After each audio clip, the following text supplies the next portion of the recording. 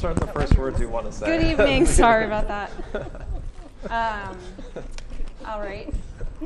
Hi, everybody. 7:04, and we'll call this meeting to order, the school committee for Wednesday, December 20th. And I just want to make sure that Member Varghese is able to be joining. There she is. Okay. Hi, Anna. Hi, how are you? Okay, so we will start by pledging allegiance.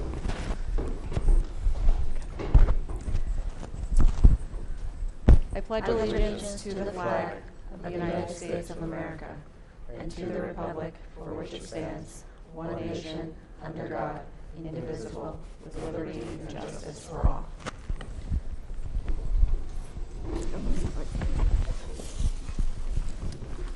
All right, so first we just need to approve our agenda for tonight.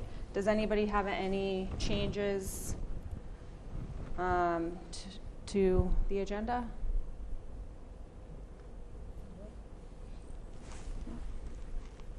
All right, then we'll consider that approved and get started with Citizen Speak.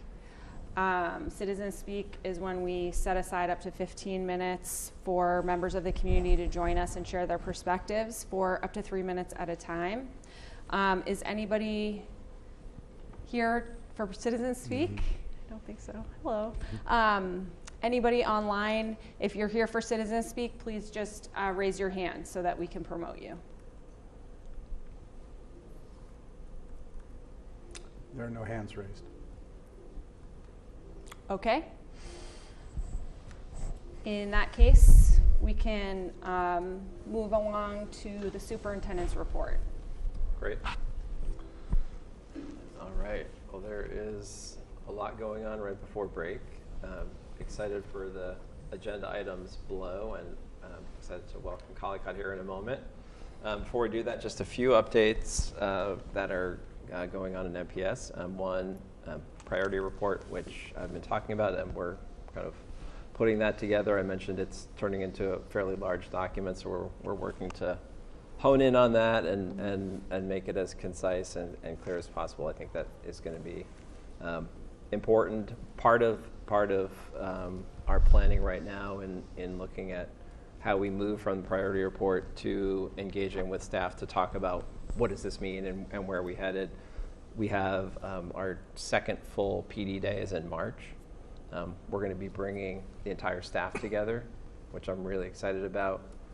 I'll be probably bringing everyone into the auditorium in the same way that we did at the beginning of the year, talk about kind of my learning over the last, it'll be 8-9 months by that point, and then designing work throughout the day in large groups and small groups to kind of start to build out that implementation plan that we talked about. One of the challenges that I foresaw was really kind of having the face-to-face time with staff. Surveys are great. Getting information from buildings or staff meetings are great, but having like a day together as a staff, I think, will be very powerful and important. So I'm really excited about that that aspect of kind of to be able to get that day essentially. Personnel update. So our Tucker principal position is closing today, on the 20th. And our director of DIB and assistant superintendent positions are also open, and screening committees are being put together for those. We will be, the process will begin the Tucker principalship in earnest in the first week when we come back, and Bev is on that committee. So that is going to be exciting. Garth has been, as I mentioned, Garth has been spending time at Tucker. Garth, do you want to share a little bit about kind of the community outreach you've been doing? Yeah, we have 2 community coffee and conversations, just talking about my role there, setting up some times going forward to continue the conversation, keeping the community updated on what's going on with the search, providing feedback in terms of ongoing initiatives there, and some new staffing changes, like a new music teacher, full-time BCBA, and some other staffing pieces there. And then plans for more of that, right? Yep, monthly. Yeah, I think that's great. The big news, we had a meeting yesterday at Curry College, I shared with you all that we have been in conversation with them over the last probably 6 to 8 weeks, talking about the potential for leasing their early childhood center. We had a meeting where 4 of us went. It was me, Glenn, Danielle, and Bernadette. And they had 5 or 6 people from their team. We kind of started to build a kind of shared prospectus about what this could look like, the partnership. Really exciting. They took a big step forward, and I would say that we've got a number of when we were talking about hurdles. I don't think they're really hurdles. We have a number of steps we need to take to get to the finish line, but we are, I think, well on the way. So that I think it's going. I mean, it's moving towards happening is what I wanted to share. Which, as you all know, we've been looking for space for quite some time. Had Point 32 last year, which fell through. So this is, I think, more beneficial than Point 32 because it's a collaboration with a local institution that will be mutually beneficial. We talked about the potential for dual enrollment and looking at developing that. They're excited to have a more seamless connection with us in terms of internships and opportunities. They bring a lot of educational, pedagogical,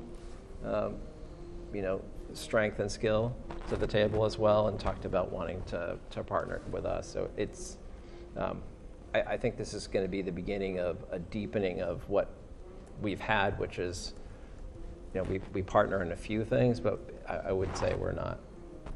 There's a lot of room for growth in that partnership, and Jay Gonzalez, who's the new president, is, I think, is a great person to work with and has that kind of vision. So I'm really excited to work with him, and I see great potential. Can Yeah. you remind us what the sort of, I don't remember sort of the classrooms and sort of what that means for us in terms of how many of our kids Yeah. put there. Yeah. So they have, their current layout is 6 classrooms. We have a total of 8 between Cunningham and Tucker. We have to, over the next month or so, maybe even 3 weeks, talk about what makes the most sense in terms of our staff, in terms of what's most beneficial for students. It's a great space. It's a big improvement over our current space. I mean, if you've walked around Cunningham, it's tight.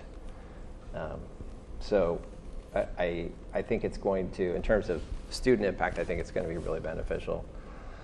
And we need to look at all the kind of factors, and Bernadette is spending lots of time. I got a few communications early this morning. After that meeting, she's really thinking about it. So I think probably mid-January we'll have a really good sense of what makes sense. And she's really on it in terms of communication and wanting to make sure that parents know, because right now, in terms of the timing, January 11th, I think, is our date for the preschool information night. Is that correct? Something like that. That's close. If it's not the 11th, it's right around there. It's right around there. So we're, we want to, if we can, we want to take a few steps forward so that we can share something more definitive with parents. And some parents are in a decision-making process to decide if they're going to go to an MPS preschool or private. So we want to have as much information to share as we can. Well, the current space is beautiful, and they have a nice play yard. They have ample parking. It would be a great location for us if we're able to sustain it. So thank you. Yeah. Glenn, anything you want to add on that in terms of your work with the town? Yeah, I spoke with the town administrator today and been back and forth with town councils, the person in town council who does acquisitions and so forth. We believe there's a reasonable way forward to accomplish this without going through a full RFP process and so forth, because it is a unique acquisition. And so we're looking at the process that would go through. you know, we basically would have to show there are no comparable places in town that are available, which is That won't be terribly hard. hard to show. So, you know, we seem to have a path forward that will allow us to, you know, potentially get in there next fall. That was my biggest worry, was that through various procurement things, it could lag. But Danielle Letmore's reaching out to DESI. We've reached out to them once before when we were looking at point 32. We don't think that's going to be a major impediment, since they are our staff and our students in our curriculum. They're just in a new building, so they'll basically just want to know that the building is, you know, ADA compliance and all those various different things they need. So again, they're steps. They're not at this point hurdles. So we think we can get there. Is this a lease or a buy? It's a lease, yeah. I mean, our you know, and this could change, but the current plans for the new school include the preschool. So we are talking with them about, with Curry, about a 5-year lease. And I don't think Curry's long-term 10, 15, 20-year plan is to continue to lease it, but to find a way to bring it back into Curry. One of the reasons I understand that they decided to close it was financial. And so I think this is a good step for them in terms of both the partnership with the town, which I think is significant, and also financially to kind of get them back onto to build out a plan themselves, so that will give them time as well. So I think it's a, you know, definitely mutually beneficial. And we wouldn't want to commit to something that was An interim a solution. long-term, you know, with the new school in play right now. What's your kind of drop dead date, if you have one at this point, where it's like we kind of need to get through, if not all these steps, at least, you know, Y number of them in order to feel like you have confidence going into the fall that this is a space that you can actually utilize? So I think we're ascertaining that right now. I think the first one is that communication, the programmatic design, I think is front and center because of the need to communicate with parents. So I would say that's the first deadline that we're moving towards. I don't think the DESI licensure is going to be very challenging. I don't think the work that Glenn is doing with town council, I think that's going to be fairly straightforward. So I think we'll hit all the marks on those things. I think we just need to, like I said, the programmatic piece I think is the most time sensitive, just because of decision making that families are having, and we also want to, I think we also want to share the excitement about this too, and so that's, you know, we don't want to get lost in just getting things done where we lose sight of, like, this is actually going to be really cool. I wouldn't be doing my job if I didn't tell you we also have to figure out how to pay for it.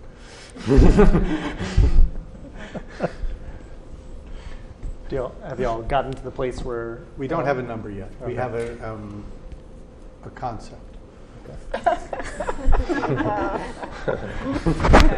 Math, conceptual math is lovely. Oh dear. You'll get us there, Glenn. Before we go But on, we believe, sorry, we, in terms of the cost though, we believe, you know, based on our conversation that, you know, this is a benefit to both Curry and to MPS, so we feel like it will be very fair in terms of what the cost will be. Sorry, Dan. I was going to say, I don't want to preempt the presentations. I wasn't sure if you were done with your narrative part. I did want to get some feedback on the Tucker site visits. I was only able to make it to one, and I'd love to hear some of the feedback or suggestions our families have shared, and which ones we think we might, either there's a plan to act on or might consider. And if it's not something for this meeting, maybe in January. Which site visits are you referring to? When I see Community cars. conversations. I was like, what's his Oh, name? okay. Yeah, Okay, when not site Doc and visits. Dr. Okay. Carter met with families. Yeah. Oh, okay. Yeah, I don't think that it's not anywhere underneath here. Oh, because he shared the update. That's where I asked. Yeah, Yeah, yeah. yeah. So you mentioned that you will free up 6 classes. Yeah. Do we know how we are going to use these classrooms? That they're going over tomorrow. Mm-hmm. Danielle and Bernadette are going over tomorrow to walk around and take a look at the classrooms and see. There's one. If this was the building, it's kind of shaped like this table, and there's a load-bearing wall right down the middle. But there are other walls, along that separate the classrooms that could be moved. There's a knee wall that potentially could be moved. So there are things that we could shift or change based on what our needs are. So they're going to be going tomorrow to just kind of start to think about, look at the space with a little bit more, thought around our current students. Some are separate, some are integrated. So looking at the needs of those different classrooms and then figuring out, is it 6 classrooms? Is it 5? Is it 7? Because you could, in terms of like the requirements, square footage, some of these classrooms have a specific square foot requirement. They had different requirements because they actually had like toddlers and Nursery. My daughter was there. Oh, did they have a nursery? They have nursery. Yeah. They have infants. Okay. And cribs. Okay. Oh, so that's how you know about it? Yeah. Okay. I used to go to space Okay. every day. I was wondering how you knew about it. Okay. So those requirements, obviously you need more space. And so it's possible that it's bigger than we think. So we'll come back to your question. Does anyone have any other questions about the Curry College preschool opportunity? Anna, do you have any questions? Okay. I'll watch for Anna if she raises her Okay, hand. thanks. So, skipping back to what you had raised, so Garth, are you able to share any more, or is that something that we want to talk about In January? at a future date when there might be more detail about what's planned for coming up?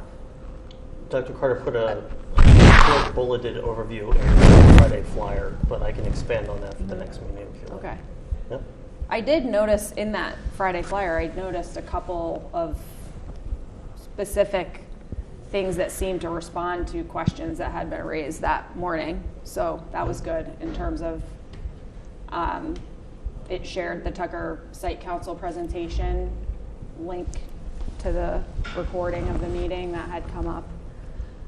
Was a question some people had, how do we access that? That was shared. They provided more information about the difference between the opportunities of Milton Community Schools after school enrichment and the after school club opportunities that are coming up, which are not part of Milton Community Schools, but that'll be great, in January when we can get a little more information just as we understand how that's kind of unfolding, hopefully in a positive way with the arrangement that's there. Could y'all forward the update from Dr. Carter? Sorry? Could you forward it to the rest of us? I assume y'all got it as parents. Right? Yeah, Yeah. sure. Be interested to see that. Yep. Thank you. Any other questions for Peter about any of the other updates? Since Mark raised this question, would it be possible to include the principal's updates as a link in your superintendent email? Yeah, or we could put you on, Stephanie could probably put you on a list to receive them too if you wanted. No, I'm just thinking about the parents in the in the whole community. Yeah. For people who are curious about what happened in the other school that their kids does not attend, it would be probably fair for them Those to also may know. already be on the different school websites, are they? Yeah. Yeah. So instead of clicking so many websites, I was trying to find it on our school website, the Nova one, and honestly can't even find the school websites. So they're there. There we go. Fine. We are working on a new website. That was, Did I mention that? that was an opportunity for you to plug Did I it. mention that? Is it? We'll hear more We about that in walked- your priorities report. That might make it in there. I actually met with Stephanie this morning, and the team has winnowed it down to three or four different companies. And I'm joining them for the second round. We're going to be having an hour-long presentation from each company in January and moving forward. And also thinking about this in terms of, you just wanted me to keep talking, don't you?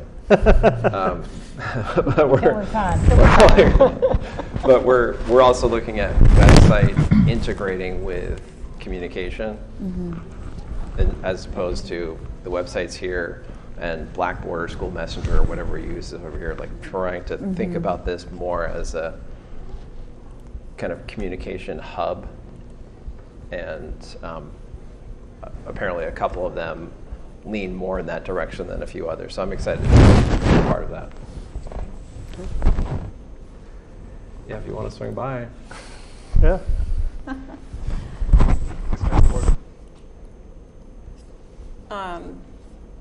Okay, so I know we have the Collycott Site Council, very exciting, but we also have the field trip. Dr. Fisher, you here for the field trip vote? I mean, does it make sense to switch the order? Is that something, Holly Nellen, is that I'd okay be with you? worried that he's missing the Collycott presentation, though. I know, I think he wants to sit there.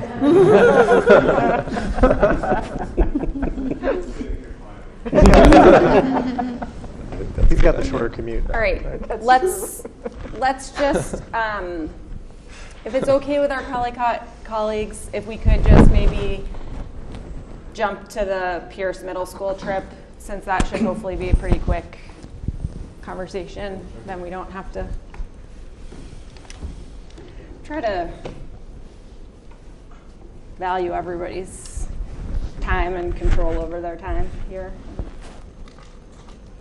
You're most welcome to stay for the Collycott Site Council.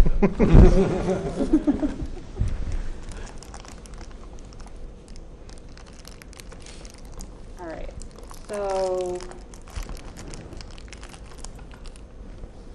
we have this request document here.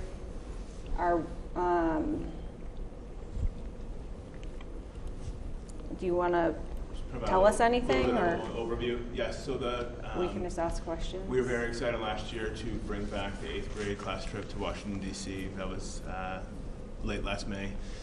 The request before the committee is nearly identical to last year's request, in which students would depart Boston. It's Wednesday, May 22nd. We would, from Logan Airport, fly into D.C. We would be there all day Wednesday, Thursday, return back to Boston Friday night. The logistics are covered comprehensively through the travel vendor that we've worked with for the past couple of years. And having traveled myself last year with the group, it was an incredible experience for 271 8th graders, many for whom it was the first time either on a plane or away from their family. So lots of different experiences in addition to the educational components. A few years ago, I think it was 4 years ago, I came and made this request, and at that time it was to shift from taking buses as the mode of transportation to flying, which obviously came with an additional cost, but what we've learned, especially from the people who had traveled both ways, that students and teachers picked up anywhere from 15 to 18 additional hours being in the city simply by not being on a school bus for 11 or 12 hours each way. So, and the cost was negligibly different given what the additional time that was spent in the city. It was, I think, just about $200 more. So we have to note that the cost for transportation and lodging is high, no matter whether we're traveling for work or for fun. The cost is $1,289, which was up from $1,200 from the 8th grade trip last year. We have put a system into place to, our goal is that every student who wishes to attend can do so regardless of their ability to pay. Last year, through the work of our PTO and also working with Nation's Classroom, our vendor, we were able to fully fund every scholarship request, which was in the neighborhood of $22,000. So that was, we have similarly, we'll have our work cut out for us again this year, but our commitment is to ensure that every student, every family who needs assistance will get some, if not all, of the assistance that they've requested, so that their students can have the opportunity to travel with their class and have this wonderful experience. I think the students loved the trip. I saw the pictures with Ayanna Presley. I got the text messages from the moms who were very happy. My only request is that you do it for the 10th graders that missed the trip, who are now asking me, why didn't they get to go? But I have one of those in my house too, Beverly. Well, then I guess you'll be leading it. Thank you, Dr. Fish. There have been some requests. They come to me, and I carefully direct them to I do have a high school social Principal studies Cahill. teacher that said he'd be willing to do it with you. I'm not kidding. But anyways, I would love to see for what the it's, whole I don't class. want to put any on anybody Yeah, else, just but the that trip, one. in working with a vendor like this, it is, when you think about the logistics of going and traveling with 270 plus 13 and 14-year-olds and 30 or so staff, it was, our job once we got there was really to supervise the students to make sure that they were safe and where they were supposed to be, and just to enjoy the experience with them. So it is highly rated as far as I'm concerned, and highly recommended. Does anyone have any other questions? It's like a great trip. I'm excited for you all. Thank you.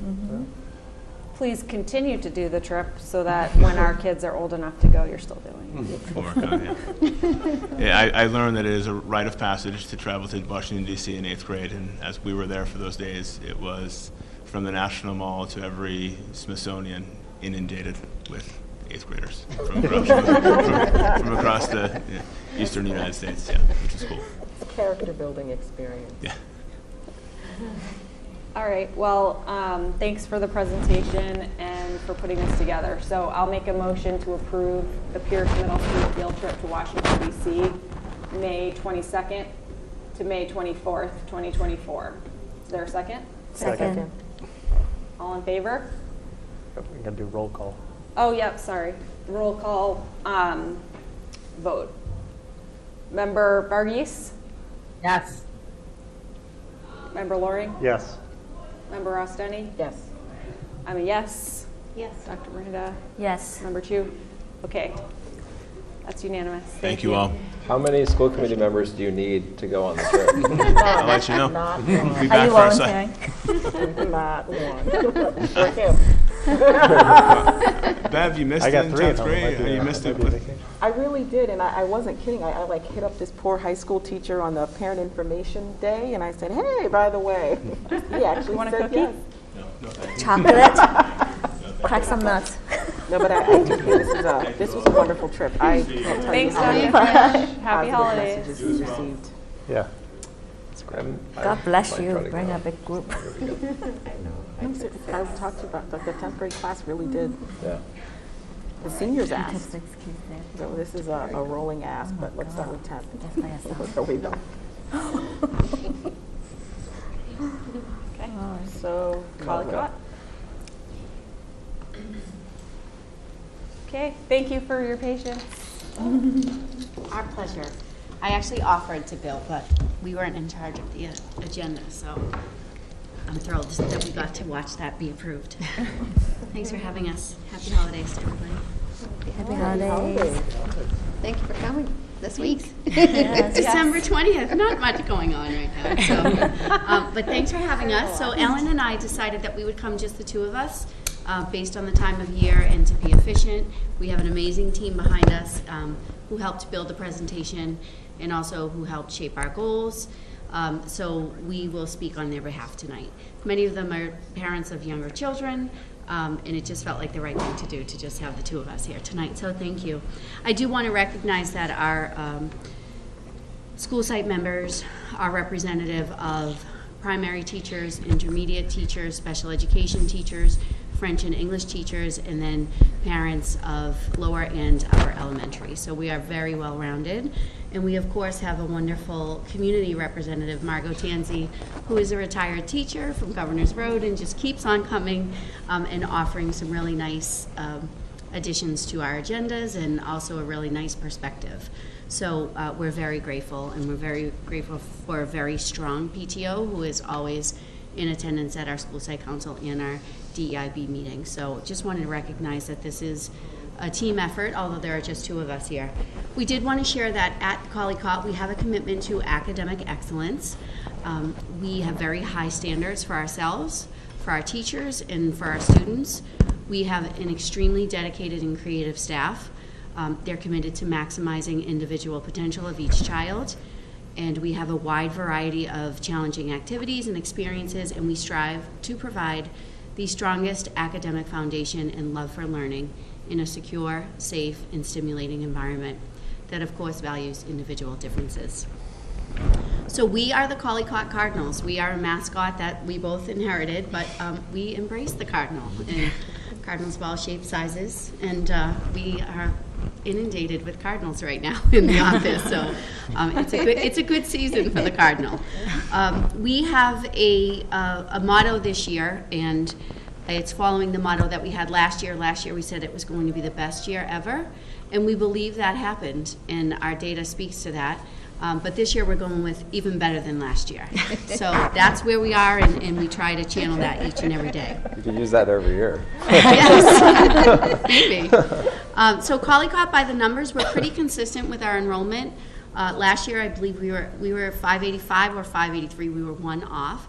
But this just in, we have 2 new students enrolling this week, so that number will jump up. So we are pretty packed. Our classes are not max, but very close to it, and we're making the most of every single bit of space. It was exciting to hear about the preschool opportunities. We share very nicely with Cunningham. We actually have a Cunningham classroom in our building on the 3rd floor this year, and we love having them. They're good neighbors, but it must be hard to be one of the only Cunningham classrooms on our 3rd floor. So when I hear about Curry, this is a conversation we've been having for years, so the fact that it could potentially come to fruition impacts every single school, and I can tell you what we'll do with that space now or later, or we have ideas. So our enrollment is definitely consistent, and we're very, very lucky to run a school with an amazing staff and a very committed, open, and willing community.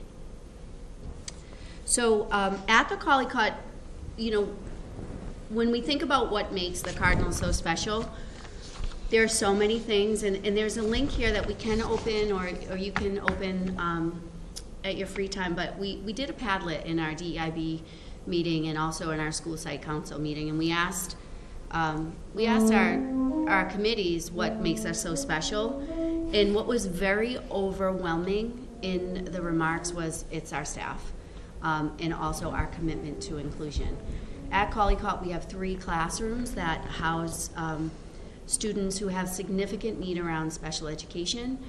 These are students who historically have been sent to maybe the New England Center for Children in Southborough. Very costly program, very costly transportation, and now we're able to house 21 students in our school with their neighborhood friends. They're having art, music, phys ed, snack, and some academics with their grade level classmates, and that is definitely what makes our school special. Collycott is the only school who houses this program. Every school has something unique about it, and this is definitely unique to us. I also want to thank and commend our art, phys ed, and music staff, who we now own fully. Thank you for approving that. Now that we have our own art, music, and phys ed staff, we are able to offer adaptive classes. So students not only are included when they can, they also have an adaptive art, PE, and music class. So it's amazing to see what's happening, and we have videos of the collaboration that I'd love to share with you at another time. But what else is happening is that because children have the adaptive experience, they are more prepared to participate with the gen ed classrooms. So the number of benefits from this model are too much to mention, but it's definitely what makes us special. I also want to commend the staff at Collycott. We have a great balance of veteran teachers and new teachers, and the collaboration among the teams is magnificent. we don't have any teacher who knows it all. In fact, some of our most veteran teachers are the first to take a class or to mentor someone else, or to, instead of just participating in common planning once a week, they have lunch together every single day. So naturally, they're having common planning every single day. So the commitment to this staff is definitely what makes us special. And I want to thank What are them. the ages of the students in the NEC program? Ranging from ages 5 to 12. So we have a primary class, kindergarten, grade 1. We have another class, grades 2 and 3, and then another class, 4 and 5. And this is the first year that we have been able to start as close to fully staffed as possible. And I want to thank Ellen for the commitment to a lot of time this summer. This was our summer, was hiring for this program. And it was the best time we spent because we have the best staff we've ever had. And these are paraprofessionals who are pursuing special ed certification, BCBAs, speech pathologists, regular education teacher, adjustment counselor, you name it, they're in programs.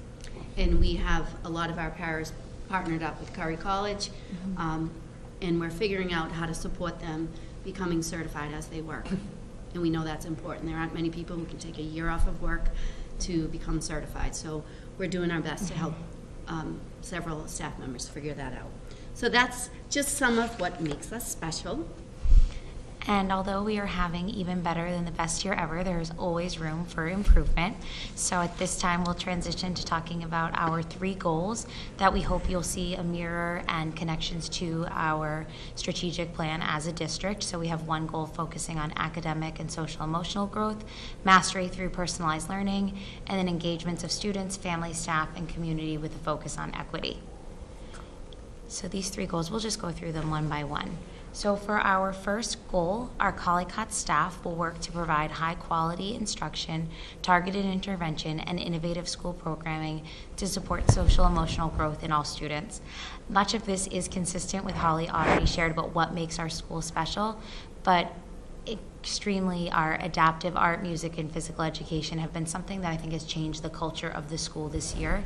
Not only has it been transformative for students, it's been transformative for teachers, and we've been really taking time to share that. For the end of Native American Heritage Month, our art teacher partnered with our music teacher to put together a beautiful song with artwork that accompanied it, and we shared it in our morning announcements, and the entire school was buzzing about it. So it was incredible to see children of all abilities see themselves as artists, musicians, and have that connection to social studies in our culture. Our positive behavior intervention systems is something that we really take seriously here at the Collicott School. Sometimes people ask us, oh, why do kids go to the office? 9 times out of 10 students come to the office if they didn't forget their water bottle, it's because they are getting a cardinal compliment. So those are tickets that teachers and any staff member can give out that recognizes students for being respectful, responsible, or hardworking. They get tickets and they can go to the office, put them in the envelope, we make a big deal of them. And then on Fridays, we do our Cardinal of the Week certificates, where we pick out from those envelopes 1 student per grade level per week. We say their name on the morning announcements. They come down, they get their certificate. We also, in Holly's weekly newsletters, we also publish all of this information to families, so everyone's buzzing in town about who was the Cardinal of the Week. So we really do feel that this time spent on Second Step, our Cardinal of the Week, our Cardinal Connection tickets, as well as our assemblies, really cuts down on the negative behaviors. It's so rare for us to have a disciplinary type conversation with a student and their family, because we look for the good, and when you look for the good, most times you do find it. So we take time each month to focus on common themes from Second Step through assemblies as well. On the previous slide with pictures, you might have seen a student with a dog. That's our therapy dog, Gracie, who comes. Sorry, coming soon. I didn't mean to spoil it, but we have Gracie coming. Sorry, we have Gracie coming. She is our therapy dog who visits. Her owner is our speech and language pathologist mother, who is also Holly's kindergarten teacher. Yes, that blew my mind. And she comes with Gracie just about once a month, and it's a therapy dog, and we have experiences for our students, most notably in our partner classrooms, who really enjoy talking with Gracie. Some students who are reluctant readers love to read to Gracie, so it's a really positive program that we have. We have timely and consistent communication from administrators as well as teaching staff using the SMORE platform. We communicate every Sunday with both staff and with families, and all of those are posted on our website. So if you lose it in your inbox or you're moving to town and you want to see what we're all about, you can find all of those linked on our websites. Our morning announcements continue with our SEL themes. In the month of December, we've had great updates from our students who celebrate all different winter holidays, and they'll come on the morning announcements, which we do as a pre-recorded video, so that way students can access the morning announcements whenever works for them. To get all of our specialist classes in, we start right at 8:30, so we like to have the morning announcements ready, so if students don't have time to watch it before their special, they can do it later. We have different themes every month, and this month we've really been focusing on winter holidays, so we've heard a lot about Hanukkah, we were focusing on Kwanzaa, and we had a student highlight Christmas this week as well. So more to come. Our Collycott after-school sessions, our CAS program, continues to be very, very successful. We have different opportunities for students for everything from perler beads to math to arts and crafts. We have kindness club, you name it, we have a CAS class about it. That is done. Ms. Barker, our administrative assistant, is the director of that program. She does a really nice job making sure enrollment is smooth for everybody and it's a really equitable process. Beyond the Bell will happen closer to our MCAS testing, and many students from Collycott participated in the Beyond the Bell enrichment and intervention program over the summer here at Milton High School. That program was a great success. Our grade 5 student council continues to run strong. That's a group that meets every other week with myself and our adjustment counselor, Mrs. McGrath, and we work on improving the school and different ideas for assemblies and things like that. It's a really great group. We have a grade 4 model for sharing students. We're going to talk a little bit at the end about our grade 5 model, but grade 4 decided they wanted to departmentalize within the English Innovation Pathway program. In the French Immersion program, we've always had departmentalization in grade 4 when we go to the 50-50 split between French and English. And the grade 4 English counterparts wanted to get involved with the fun, so they have been partnering with Christy Chipetta, our science curriculum coordinator, as well as Kim Kaplan, to departmentalize for social studies and science. That's been a great experience for students. To all the students in 4th grade have 2 different teachers for academic subjects, and the teachers have really enjoyed it. It allows for targeted time on learning that's scheduled in, so social studies and science have a great focus in grade 4. So we're really excited to see how this will continue to affect our data to have this designated time on task. We have inclusion and reverse inclusion. Holly described our programs, and we have students who will visit the classrooms of our substantially separate students to play games, learn a little bit about how their schedule works, and we have a great deal of inclusion of students from our programs visiting our general education classrooms, which is something we really pride ourselves on. More and more, we're finding students by grade 5 are graduating from our programs because they've had so much early intervention. And by the time they get to 4th and 5th grade, they might be spending the majority of their time in the general education classroom with the support of a special educator as well as an educational assistant. So this really helps us to always be striving for the least restrictive environment for students. In grade 5, all students are invited to apply for jobs at the Collycott School. So we put our 5th graders to work helping with absolutely everything from bus duty, assisting our custodians, organizing in the library, helping in grade 1 and 2 classes, helping in kindergarten. And this has been an awesome self-esteem boost for students in grade 5. They look forward to their jobs. We've made them work badges just like the ones we wear, and they wear them on the day that they do their job, and they really take it seriously, and it's something that's brought a lot of joy to students of all grade levels. And Holly will touch on this later, but something else we're focusing on is this great work can only happen when students are here, so we're working on decreasing chronic absenteeism as an administrative goal at Collycott. And so you can kind of see, you might wonder, a lot of that might seem very open, but some of the ways that we monitor this are through observations. Holly and I strive to be in and out of classrooms all the time, so we see how children are doing, both social, emotionally, and academically. Classroom check-ins, adjustment counseling. Our adjustment counselor, Allison McGrath, is such a presence in our school that nobody feels like there's any sort of stigma from seeing the counselor. If anything, too many people want to see her and she doesn't have enough minutes in the day. She does fantastic work, as well as whole group lessons for all students. And we're also looking at our SEL SEL and vocal data, as well as a behavioral health team.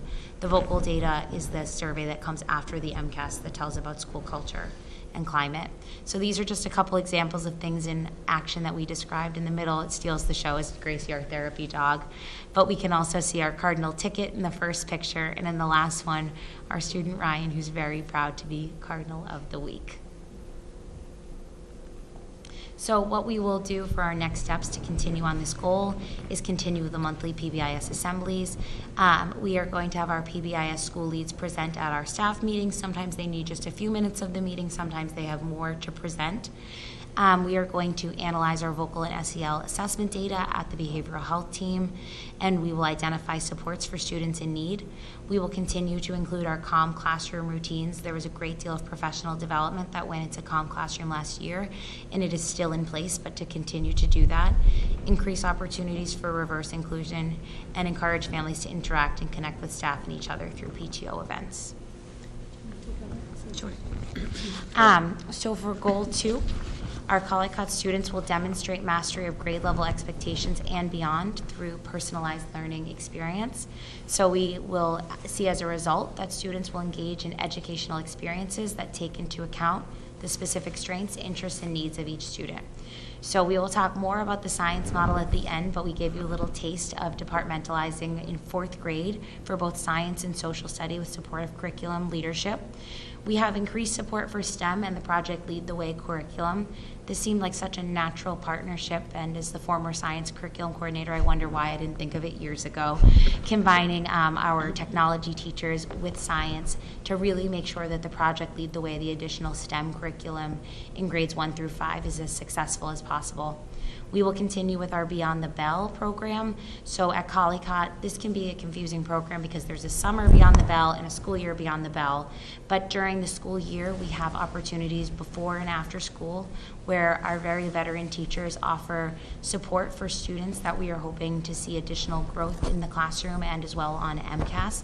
And they offer sessions that are targeted for the needs of the students. So we have that, and then in the summer we have the Beyond the Bell program as well, housed at the high school. We still offer our Before School Math League, and we see students who come to that program before school and put in the effort. We do see a correlation between success on MCAS as well as in-class assessments and just a general confidence approaching math in the classroom.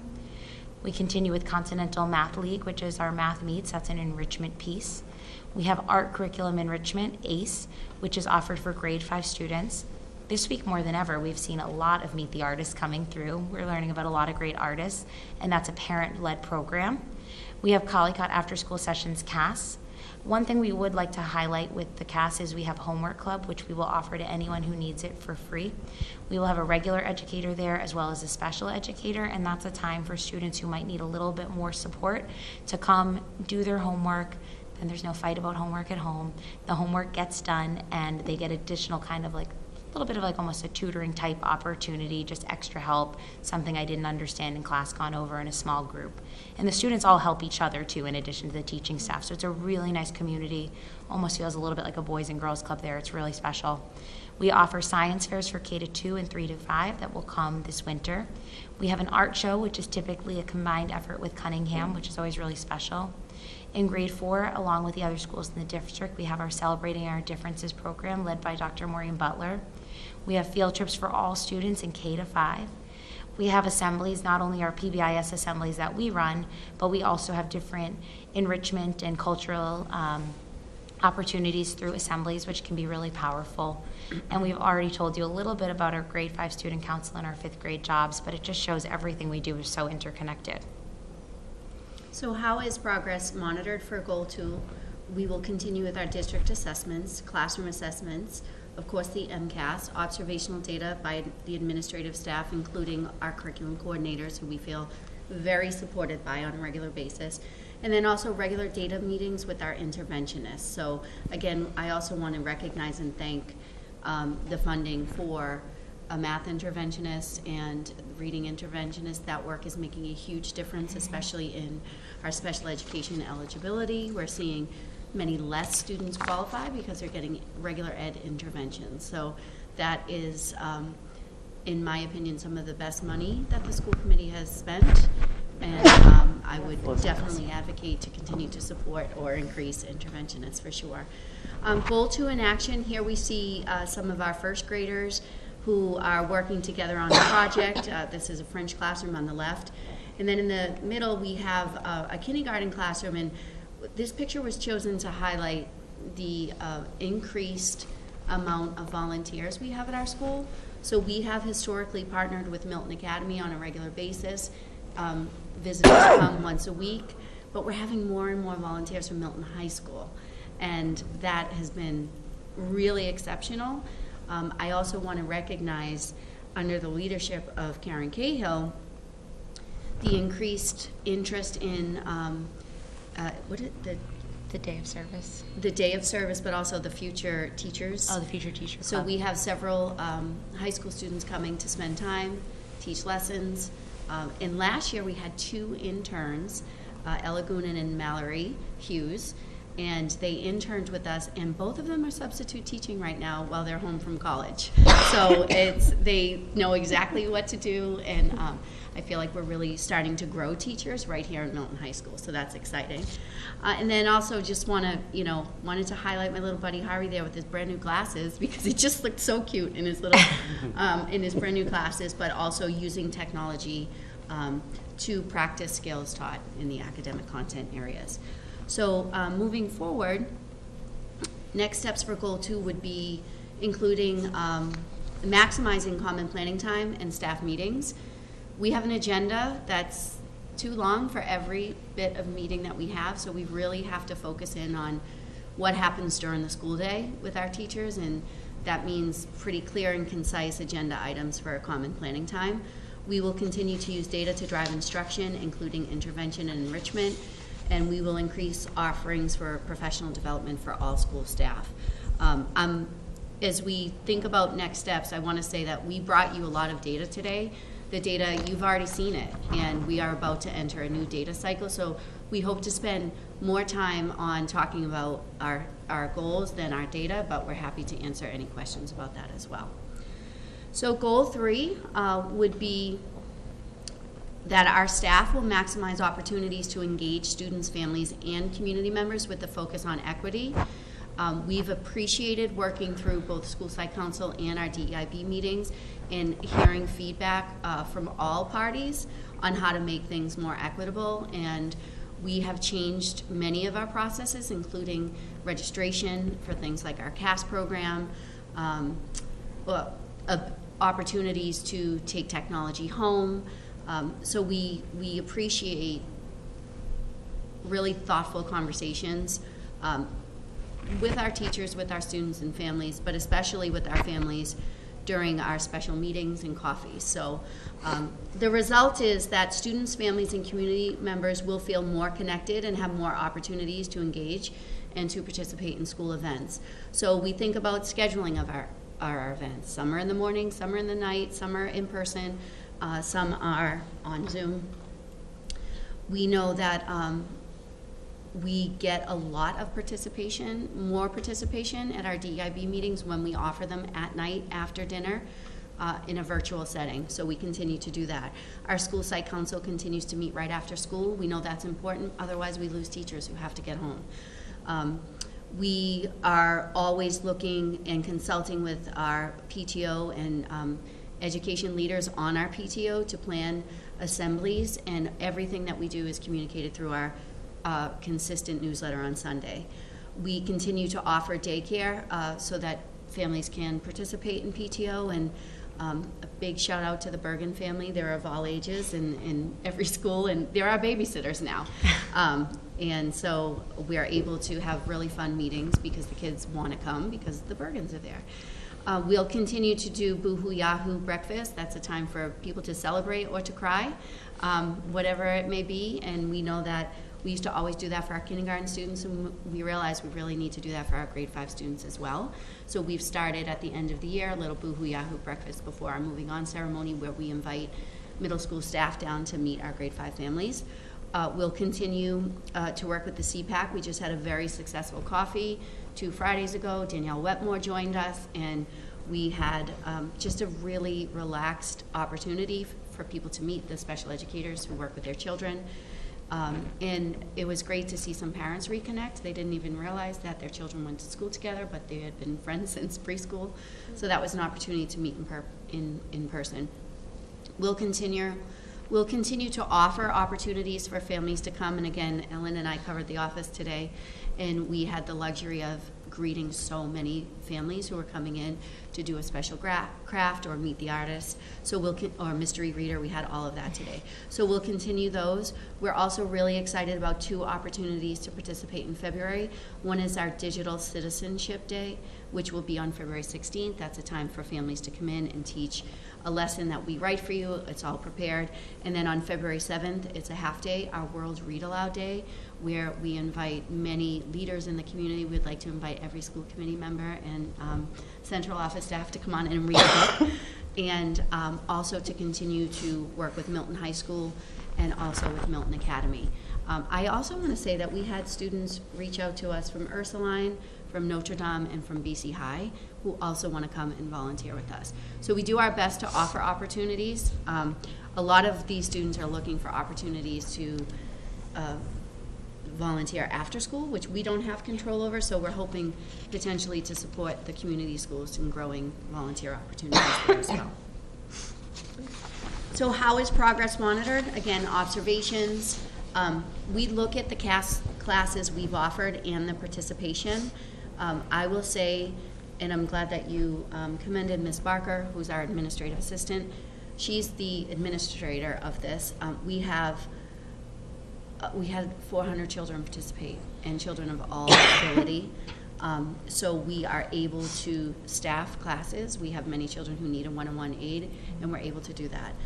We did just increase the class a tiny bit by $10 to make sure that we can that we can staff all classes appropriately, and that classes are run safely, and we are also able to offer scholarships for those who need it. So we'll continue to pay attention to attendance, and we're also going to be looking at a survey for families to sort of gauge the satisfaction, the curiosity, and the participation of our families. So we'll continue to do that. These 2 pictures here, the first one, this is a professional development that was just completed. These teachers worked with our art teacher, Laurel Bernini, who's also the high school swim coach, mother of 5, and one of the most amazing teachers I've ever seen in my life. It has time to do professional development after school. I don't know how, but all of these teachers took a printmaking class with Laurel, and it was exceptional. And the other picture that we have, this is our CPAC meeting, which happened on a Friday, and that was our CPAC coffee. So you see our special education staff, service providers, families, and on Fridays we wear our Collycott spirit wear. So that's what's happening there. So for next steps for this goal, we'll just continue to offer opportunities as many as we can, continue to analyze curriculum and pedagogy to reflect cultural competence. We'll continue to build and share diverse library collections. We'll continue to analyze schedules to maximize opportunities for students and staff to collaborate. So again, I did allude to, we have a lot of data here, and I think that you've seen most of this data already. Vivu has done an exceptional job at compiling this data. So we have, some things that we could easily celebrate. We were thrilled to be commended one of 66 schools in the state as a school of recognition for our accountability level, which was one of the best that we've seen as leaders. So we want to celebrate that. We also don't want to rest on that. It's a lot of pressure to keep that up, and we're going to do our best to do that. But we had exceptional MCAS data this year, and I think a lot of that has to go to the planning, the instruction, the support from our curriculum coordinators, the dedication of the teachers, and the hard work of our students. If you walk through our building, you will hear hard work all day long, and you will see thoughtful planning all day long, from 8:20 until 2:49. So I just wanted to say we are really proud of it, but we still have a lot of work to do, and we know that. So we did share some data with you.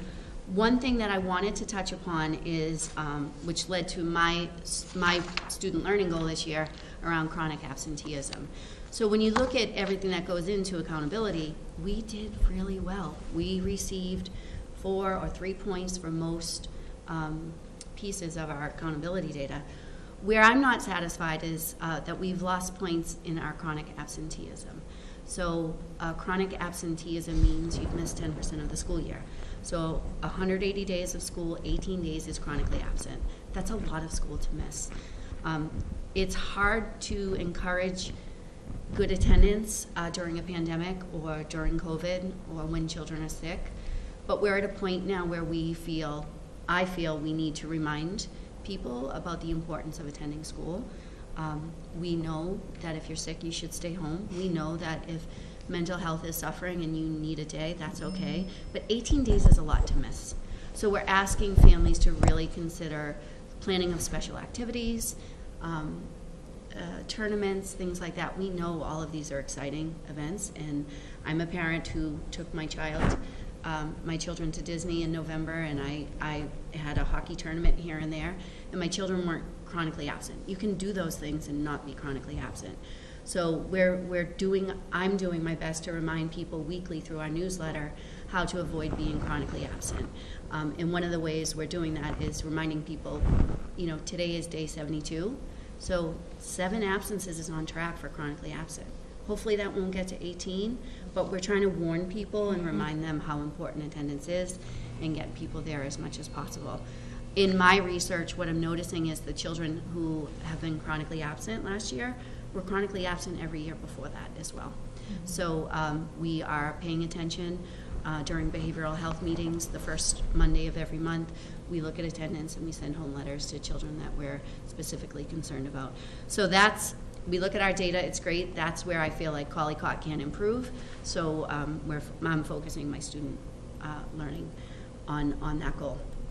So there's a lot of data, and we're happy to answer any questions about that. But what we hope to do is just sort of spotlight our 5th grade data specifically, because last year we went to School Site Council, we presented a model for 5th grade, we voted on it. Not everybody was happy with it, but we did it anyway, and we did see that it was a good decision based on academic achievement. So I think Ellen's going to talk to you a little bit about that. And if you're following along on slides, it's slide 25 for our grade 5 data. So it was interesting that after COVID, when we had a very interesting time with cohorts, and are you cohort A, are you cohort B, we noticed that after that very wonky year of school, our science scores went up significantly. And we wondered, how could that happen with decreased time at school and all of the barriers that COVID brought, but we still saw a lot of growth. So we simply talked to the teachers and said, what do you think went right here to have this considerable growth after a pandemic? And they said having a dedicated group that they taught science to and having a little bit more time with the same students each and every day led to considerable growth in science, and having a really strict schedule. We know when you schedule something in the elementary schedule, it happens. There's all sorts of things in the elementary schedule that can make things be hard to schedule, like assemblies or fire drills or just different things that can happen. But when you have a dedicated time that is set in stone to teach science, time on task makes a difference. So we saw that with our grade 5 model, which district-wide is 70% of instruction takes place in English and 30% takes place in French for students in the French immersion program, we decided to departmentalize by having homerooms that were either French or English, and then departmentalize for science. We thought this was a great idea for a lot of reasons. One, it created a dedicated time on task to do science 3 times a week. They have science with a different class other than their homeroom. We thought it gave time to prepare for an academic subject and having more than one teacher. So in grade 5, our students in the French immersion program have 3 different academic teachers for their subjects, and for our English innovation pathway, they have 2 teachers. So this really helps with those organizational prep skills that are really vital for middle school, keeping up with note-taking, keeping a notebook, keeping your materials organized, getting used to a different style of a teacher. And it also, we felt with science, it is the most hands-on subject in our experiences, so it's a great time for collaboration, working in groups, things like that. So we thought that's a great subject to departmentalize between French and English because there's so much doing and they're so hands-on. And we actually, Nora Wilkins, who's on our site council, who actually is a science director in Wellesley, really was piggybacking that idea, like, yeah, science is where to do it. This is the way to do it. And as a result of having the departmentalized approach, our team in grade 5 really partnered with Christy Chiapetta, our science curriculum coordinator, K-8, to get everything in, to really structure the time well. There was such a team approach. They would work collaboratively to build all the slideshows, to pace out all the lessons. So if you walked into any of the classrooms on Monday, Tuesday, or Friday, starting at 11 o'clock, you would go in, and of course every teacher has their own style and their own spin, but it was a very consistent message. So regardless of who your science teacher was, you were receiving the same content. And I think there was such an approach that this schedule was good for kids and it was good for teachers, that there's such a motivation that we have to show the community that the work that we've done works. And you can see too in our slides here that Colleague had exceeded the district as well as the state in their numbers, and it was a considerable jump from last year. So it was really exciting. We were kind of waiting all summer for this news and crossing our fingers and hoping that everything we thought and everything that we were piloting was gonna pay off. I still remember Christy Chiapetta called us on a Friday and we're like, we can go into the weekend feeling great because we just got really exciting news about our science. And this is a tribute to the team. This was a decision that started in school site council. It was discussed at our diversity meeting. And I think that last year we did it, and part of our learning process was that maybe the missing piece was communication. So some parents were surprised that maybe they could not have the teacher that they anticipated because the teachers were divided by pathways for homerooms. So this year we got ahead of it, and last spring we had a coffee for all of our current 4th grade families to describe the model in detail so everyone knew what to expect. And this year, with having great data and having a really proactive approach with communication, we haven't really been hearing from families that they're upset about the model. I think everyone's been really complimentary about everything that grade 5 has to offer. And something that we did focus on is the students have science for grade 5 right before lunch, and we have all of the students sit in the cafeteria with their science classroom. So that way that's an additional time for integration between the pathways. And when we assign students to things like bus duty and other jobs, we really try to partner kids from English with kids from French, because when they go to Pierce, we want them to have as many friendly faces in their classroom, built as many connections as possible to really feel like there isn't a separation between the pathways. And I think that we don't really feel that there is a separation because everything's so integrated between student council, science, lunch and recess, and things like that. So I think Ellen did a great job at reviewing the next few slides, the grade 5 model pilot, and the benefits of that. I do want to share that I think a reason why some of the parents had been disappointed about the model is that we had stressed for many years that the integration of French and English students in grade 5 was so good for social emotional health. And now we were going back and saying, well, we're not going to do that anymore. So there was a real concern, especially from families who have siblings who have gone through this. It really is magical to watch the French and English students come back together again for the first time since kindergarten. So it was important to us to find opportunities for students to have that integration. And at the end of our slideshow, we have a lot of pictures from grade 5 that show examples of when students are able to see each other. So I do believe that students are still able to reconnect with their French or English counterparts, and there are many opportunities to spend time together. So we did, at the end of the presentation, include, and thanks to the grade 5 team for giving these to us, just examples of collaboration. So I just want to go over to the next step slide, and we can go a few more. We talked about all of these slides. Ellen has a gift of summarizing. So I just wanted to talk a little bit about, we shared with you our 3 goals. We shared, we're happy with our data, but we still have work to do. But the big piece for us is that, we're going to continue to use daily attendance and data from PowerSchool. We're going to recognize people with good attendance, and we're going to support those who need to improve.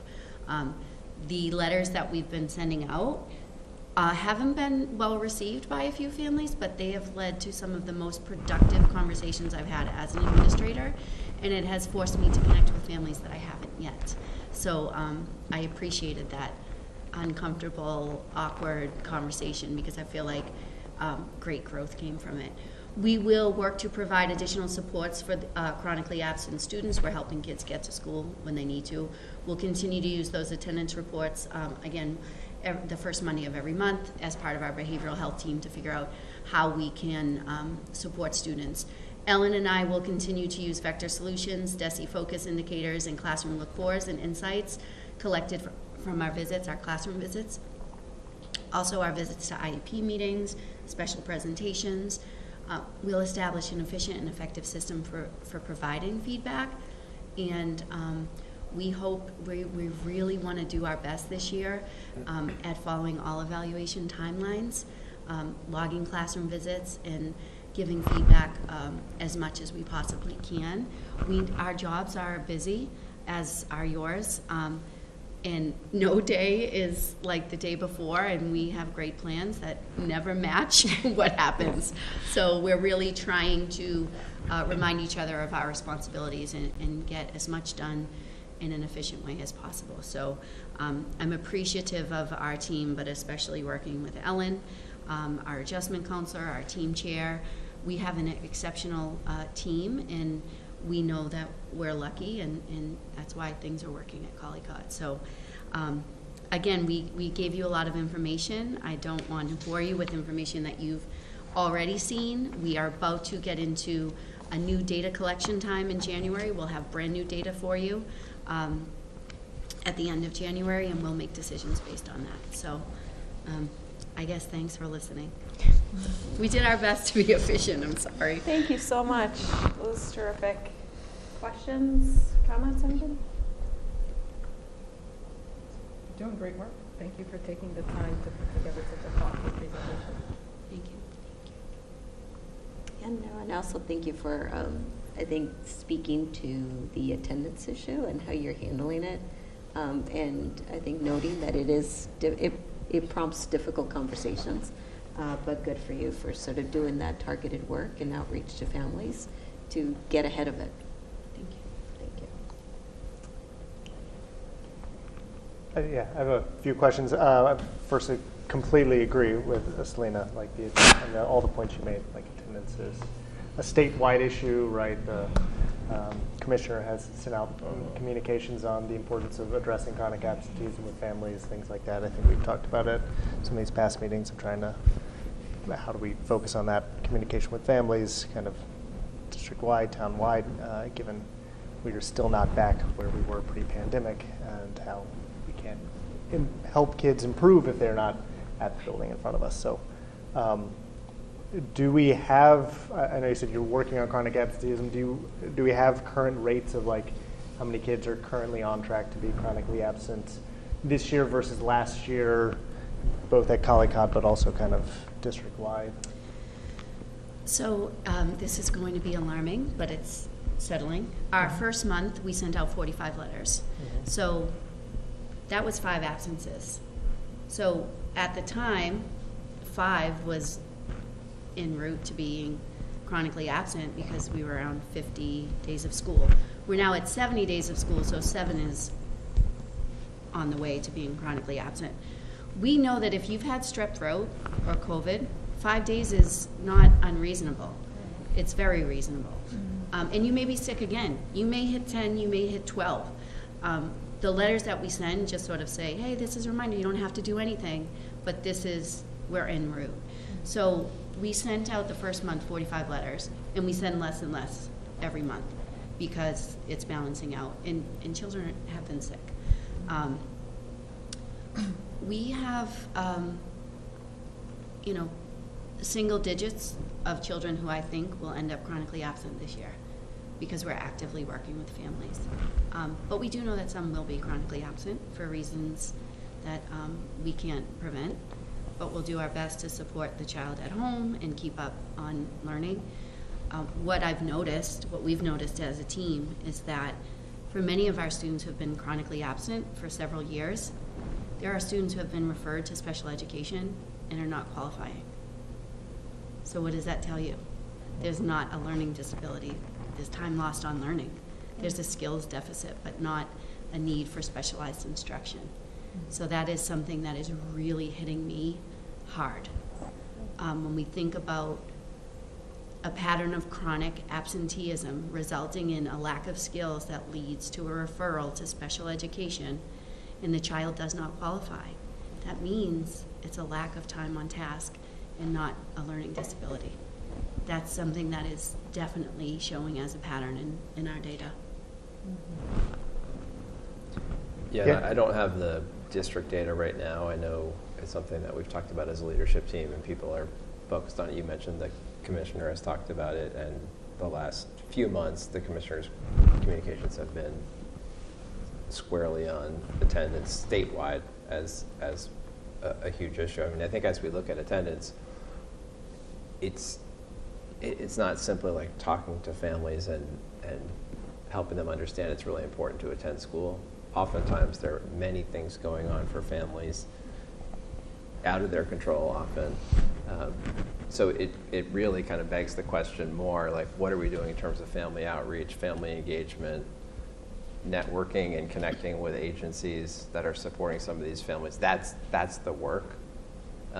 We do have to focus on attendance as a number, but we really have to be thinking about kind of community wellness. That's kind of what impacts whether a student is attending, is on time, all of that.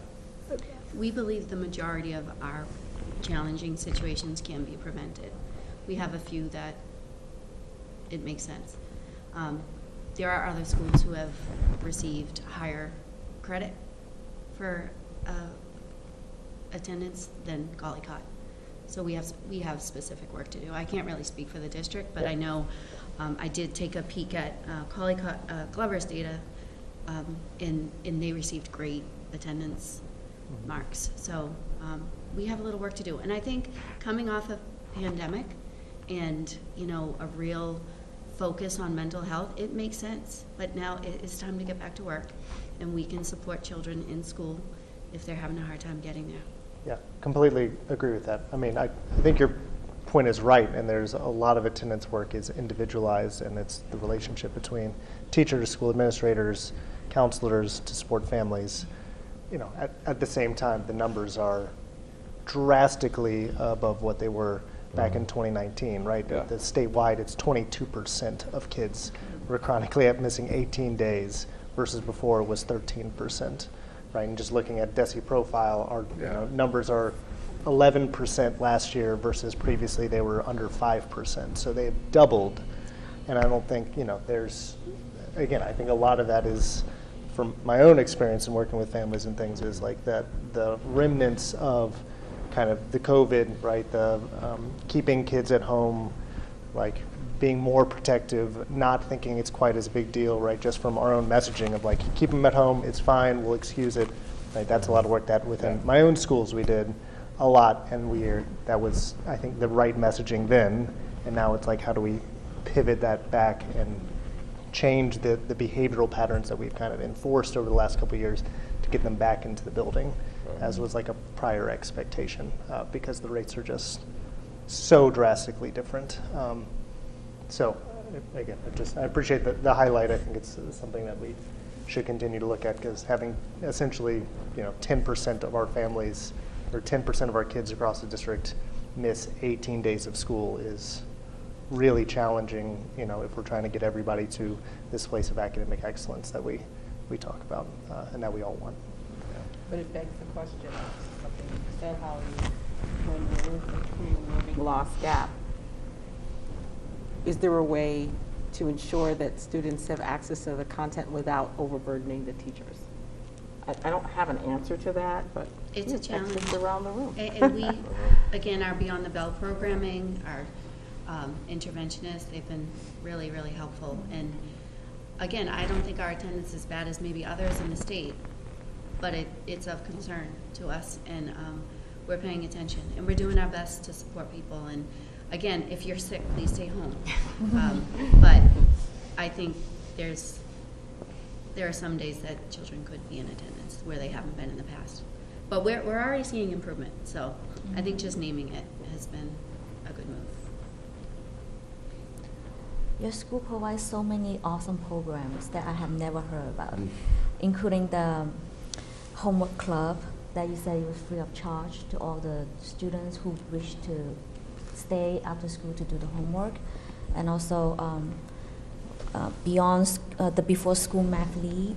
I don't think any other school have that in our district except Collie I Cott. think Cunningham does. I'm not 100% sure, but Math League is something that's been around for a long time, and it's typically been connected to our Continental Math League, which the district doesn't participate in as a district anymore.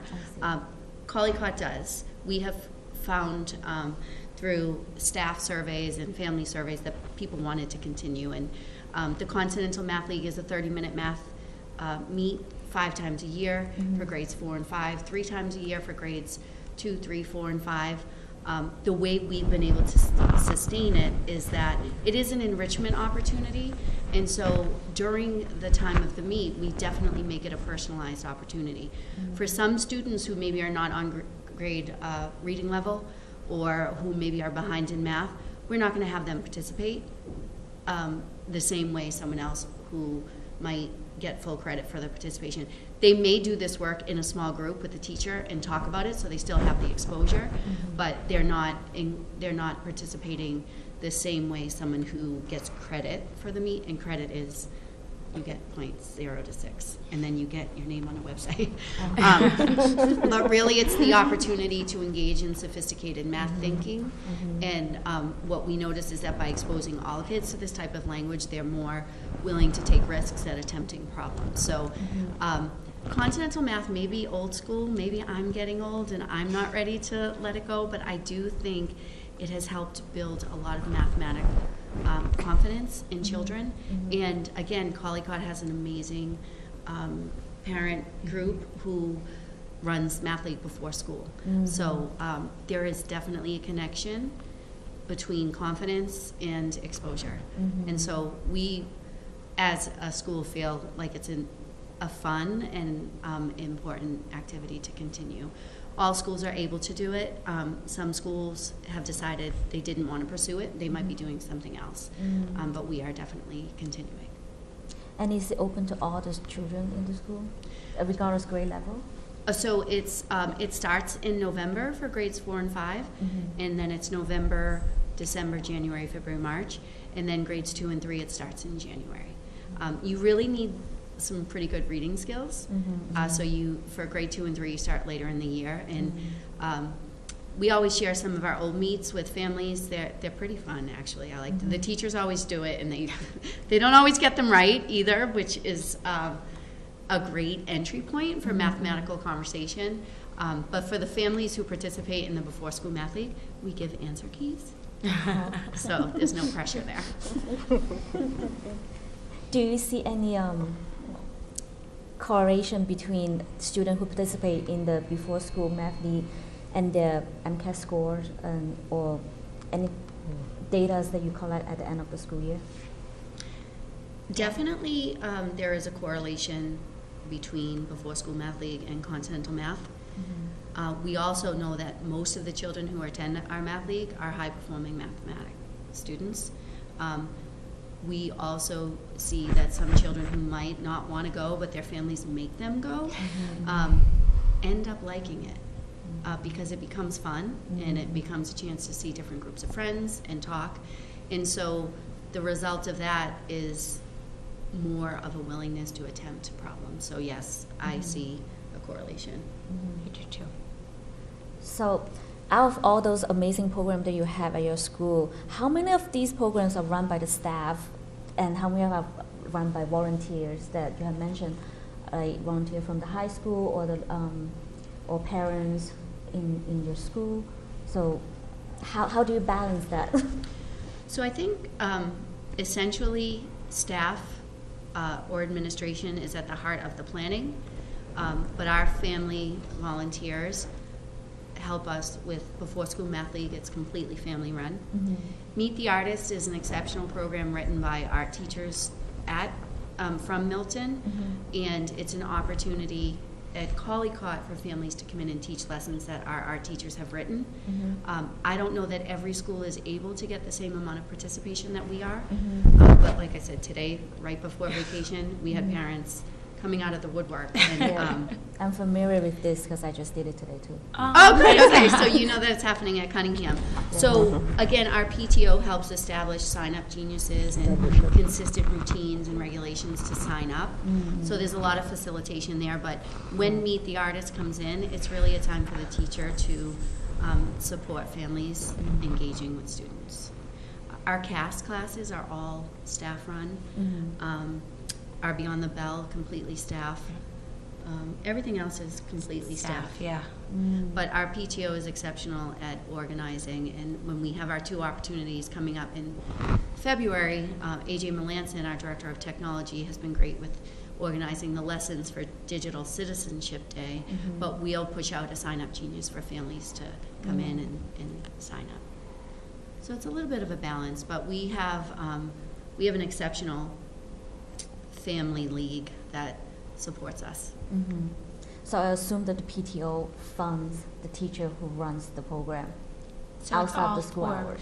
Sure, so it's all based through the tuition that the children pay. So when we have 6 children do a class, that funds the teacher.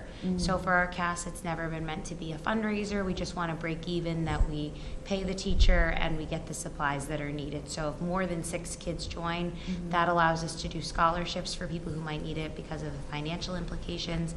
And it also allows us to fund one-to-one educational assistance to allow students from some of our programs who need support to attend. So we always like to get more than 6 students to join, so we have a little bit of a surplus to help with some of those other items too. Just to follow up, Bao, on some of your questions, I mean, it's so heartwarming to hear about all these wonderful opportunities that Collicott Cardinals have. And I know that many of them are kind of your unique spin on these district-wide opportunities like Meet the Artist, for example. It also does make me think, though, about the work we can do as a district to make sure that some of these extra awesome opportunities are available to kids that happen to attend one of the other schools, too. For example, even like the therapy dog concept, I know that Mary Beth Flakes at Tucker has worked over a few years to try. She doesn't have a former kindergarten teacher probably with the dog, but that's an awesome connection. But the point is, like, hopefully this is something you all can be discussing as a leadership team to just think about where we see benefits to students, like can we replicate that at the other schools? And that leads me to just really wanting to congratulate you all on the 5th grade pilot, because I do remember you sharing about that last year, that you had this thing you were working through how to try it out, and it's so exciting to see the results. And that is really like piquing my curiosity in just process when there is an innovation like that that comes up that shows like such persuasive results. Is a rhetorical question. Like, what's the process to take that innovation, bring it up to the like leadership team level, and think about what that could look like to pilot it at the other schools? I know the logistics of scheduling and staffing are very complicated, but I do just want to really offer kudos to you all for like trying something new based on a hunch, sort of, that was really grounded in your teachers' knowledge of their students. And like, that's really cool. And I just would love if that type of innovation can benefit outside of Collicott too. Like that would be a very cool expanded like impact of something that you all developed. And then I lastly just really wanted to highlight what I heard you talk about with the way you have planned your community meetings around feedback from parents and family members around what works and offering a range of ways to engage. That just makes a lot of sense, but I think probably is something that could happen more widely. So that was really cool to hear about, and thank you all for everything you're doing. Thank you. Thank you. Okay, just two more questions, if I might. I'm sorry to bother. You mentioned reverse inclusion. I was Googling a little bit as you were talking, and I can understand it a little bit from the context clues. But can you say more about just what reverse inclusion is, and when do you think about utilizing reverse inclusion versus more traditional inclusion? And obviously, what are the different goals of those kind of two models when you might use them? So we always want students to be included in the general ed classrooms as much as possible. We know some students are not ready to do that. So when you look at our 3 substantially separate classrooms, some of our students are included for morning meeting, for lunch, for snack, art, gym, music. Some are not included yet. They're not ready. As the year goes on, the goal is always to include as much as possible, and it increases as the year goes on. We have the luxury of housing 3 exceptional classrooms for students who are of exceptional ability. So getting our general ed children to go to their classrooms is important to us because, as Ellen said, they're learning about scheduling, they're learning about behaviors, they're interacting in an environment that is comfortable and safe for students who might not be ready to leave the classroom. So one of the best examples, I think, of Maddox Nosek and Cole St. Ives, and they give up 1 recess a week and they go play board games with students in grades 2 and 3 who some are verbal, some are not.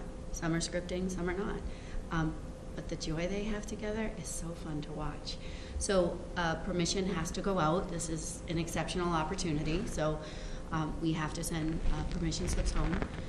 We have to make sure that families are okay with gen ed students visiting the classroom. It's, it's a confidentiality piece there that could be sensitive to some people. But we communicate as much as possible, and what we notice is that more children have a chance for the reverse inclusion, the more comfortable they are with people who are different than them. A lot of times when you see children who are afraid to interact with a child who's nonverbal or uses a talking device, it's because they're afraid, because they don't know what the right thing to do is. And the more time they spend together, the less afraid they are. So the reverse inclusion is just an opportunity for our kids from the gen ed classes to go to our substantially separate classrooms. The last question I had was just the interventionists, and this is maybe not even just a Kali Ka practice, but across the district. When do you identify, how do you identify students who receive kind of tier 2 intervention supports through an interventionist versus just receiving those supports through individualized learning opportunities within the classroom from the traditional homeroom teacher? When do you make that distinction? How do you make that distinction? So it's always such a fluid process. So at the beginning of the year, we use our DIBBLES and our iReady data, and we work with district directors like Kat Roach for literacy and Brian Seelig for math, and we try to come up with some numbers that feel as though, okay, if students are below this benchmark, they would benefit from working with the tier 2 interventionist. We always share the list with teachers as well for feedback, because sometimes we know, especially with students in the primary grades, sometimes data from the computer isn't as reliable as they're just getting used to the tools. For students in grades 3, 4, and 5, they're used to using devices, they're used to these platforms. So we always look for teachers, and sometimes teachers will say, let's try them in the group, but I think after a week or so, they're not going to need it as much. So we primarily look at our district assessments like DIBBLES and iReady to form the groups. We share them with teachers for feedback to make sure that we're on the mark here and somebody's computer didn't just die in the middle or something glitchy like that. And then we typically do about 8-week cycles, and then some students might be discharged from the intervention if the intervention did exactly what it needed to do, and another student might be invited to join the group after our January data. So it's very fluid.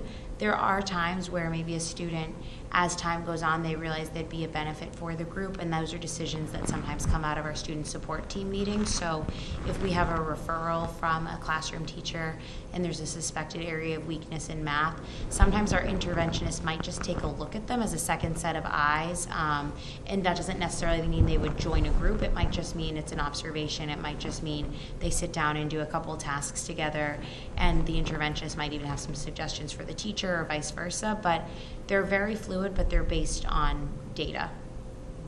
And we're about to get the new data in January. So we'll reassess, we'll sit with our interventionists, and we'll talk about patterns. And there's always an outlier who either did exceptionally well by accident or exceptionally bad by accident. So it's always a fluid conversation, but the starting point is always district assessments. Thank you. And congratulations on your DESI designation. Thank Yes. you. Yes. It makes us very proud to know that the work that you're doing is being reflected in your data. Thank Well you. done. It is very impressive. Thank you. My dad was impressed when he read it in the Globe. He broke the news to the district for me. I get a text from my dad, so it was kind of funny.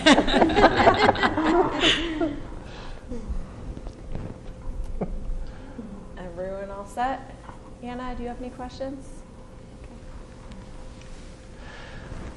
Thank you again. Thank you all. Thank Good you. night. Thank Thank you. Happy holidays. Thank you.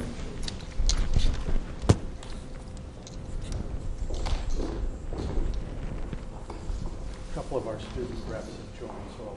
Yeah, so I've been communicating with our student representatives. They may have had an old Zoom link, so I sent them the Zoom link, and those that are watching their email, because Oh, sorry. Sydney wrote and said she didn't have it.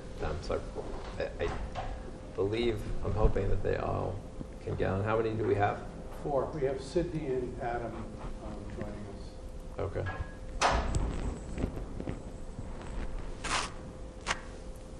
So this agenda item will spotlight Bao. So we have a second meeting with a high school student representative. We met with the 2 teacher advisors and the 4 high school students, 1 from each grade level. We basically talk about what we could do together as a productive group throughout the year, because they are also very busy. And so we share some of the hot topics that we have been discussing at the school committee meeting, including the upcoming school year calendar, the potential of adding holidays into our future school calendar. And we asked them to see if they can collect any data from their peers, or how other ways that they can be able to collect data on any of the topics that we might be coming up. So that's the main thing, and we would like to, so we invited them to come to today's meeting via Zoom so that we can introduce them to you all, and we can put a face to the name. Sydney has joined us. Adam hasn't joined us, although we've invited him. Hi, I'm Sydney. I'm the junior rep. It's nice to see you all. Nice to see you. Welcome, Sydney. Thank you. Did you say you're the junior rep? Yeah, so I'm the representative for the junior class, and Great. I know that some of the other representatives may have had like time constraints, but I can also help to represent them tonight. Thanks for coming. That's nice. Why is it like that? Do you have a virus? Okay. Yeah, interesting. And is Adam able to get on? He declined the promotion for some reason. Do you want to allow him just to talk without the video? Try that. Adam, are you there? Something's going on with that. Hi, good evening. Sorry, I think I'm having some technical issues on my side. Adam, I'm the freshman representative, and I'm looking forward to a great year and collaboration with this committee, so thank you. Thank you. Thank you, Adam. We also have 2 more representatives. Our senior is Julia Mangum. And Elias Carlos is a sophomore. So Adam's last name is Chiers, if I pronounce it right. Yeah. I'm sorry if I pronounce it wrong, Adam. And Sydney's last name is Burns. So Sydney Burns. So thank you both thank you both for attending today, and thank you all four of you for helping us with this collaborative work. And thank you, Dr. Burrow, for giving us the opportunity to meet in person now. Yeah, and just to add a little bit to what you shared. So one of the things we talked about was those that have been part of this work for a long time, either some of the students who have done this for a number of years, the older students, and the advisors. We kind of just talked about how the interaction has happened, and I shared a little bit about my experience working with student groups and school committees, and everyone was really excited to think about this in a way that gets us away from the presenting on the prom and presenting on student events, and really trying to make it more substantive and have them be part of, Val mentioned the calendar conversation. That's a great place for students to come in and talk about, what they think, what they feel, and I think both enliven and deepen the school committee conversation. So it's for really strong students. They're really ready to lean in on whatever topics come here, and maybe in the next meeting we can get them here in person, which would be great. How does that sound, Sydney and Adam? That sounds great. Thank you so much. That will be great. I'm interested in how we could maybe set up like a cadence of some kind. It will also help thinking about our agendas in terms of how we have to plan the agendas like quite far in advance. So it will be great to know when we want to anticipate including students in a discussion, for example, like before we are needing to vote on something for the calendar that's actually coming up quickly. So I want to make sure we can sort of like take that idea and put it in play at our next meeting. It would be great. And then if we can figure out a way to kind of do that around the calendar discussion, which is in process, then that could maybe create a model for going forward, or we can hear from the student reps, like what would they prefer around, like how often would they like to attend the meetings? Would they like set aside time to report to us, or so on? So this is great. I'm excited, very excited that you've taken it to this point. Thank you. Thank you, Sydney and Adam, for being here tonight. Does anyone have any other questions? Thank you so much. Do you have questions for us, either of you? Okay. Excited to work with you and your colleagues. And that is my report. Well, I will mention, I got on the second page. It's not the first page, but Kamala Harris got on the first page of the Elephant in the Room. This is the high school newspaper. Oh. So, And you made page 2. Congratulations. I made page 2. And the quote that she took out was, "I think that until every student's needs are being met, we're not done." That's a Very good nice. quote for you. So, Did she write that for you, or did picture you of say us that? from the summer. That's one they're going to hold you to, though. That's the issue. I know. Yeah. Hard to walk away Did from. I say that? You weren't planning on taking a winter break because there's work to do. Exactly. Why is it I was called going to say, the? wow, that was harsh. Okay. Why is it called the Elephant in the Room? What's that? That's just the name of the student newspaper. I have no idea. I was just wondering if we knew why it was called the Elephant in the Room. It's the name of the student newspaper. Yeah. I know. I was just Yeah. if there's. The idea, I think the idea is they want to talk about things that people are reticent to talk about. So they're like the newspaper of truth. I like the name. It's very catchy. Yeah. I forgot to ask the CARICOT groups. Like, why is the CARICOT mascot a bird? Like everyone else is a four-legged animal. Well, the duck is inherited that, it sounds like. Glover is the No, duck. the Glover has the paw. No one designed it, is why. Well, they switched It's it. When my kids were there, interesting. they have they got their Glover gear, and there's a big white paw and a red sweatshirt, but they probably changed it. Oh, it's changed recently then, huh? Yeah. Okay. You look like you. Well, Tucker changed from the tornadoes Jazz fest. Yes, to the Tigers. to the Tigers. Yeah, Concert tee. that was a while ago. Tornado. Because it was hard, like a tornado was really hard to put on a shirt. Like it's just hard to depict a tornado. That's what I heard. Yeah.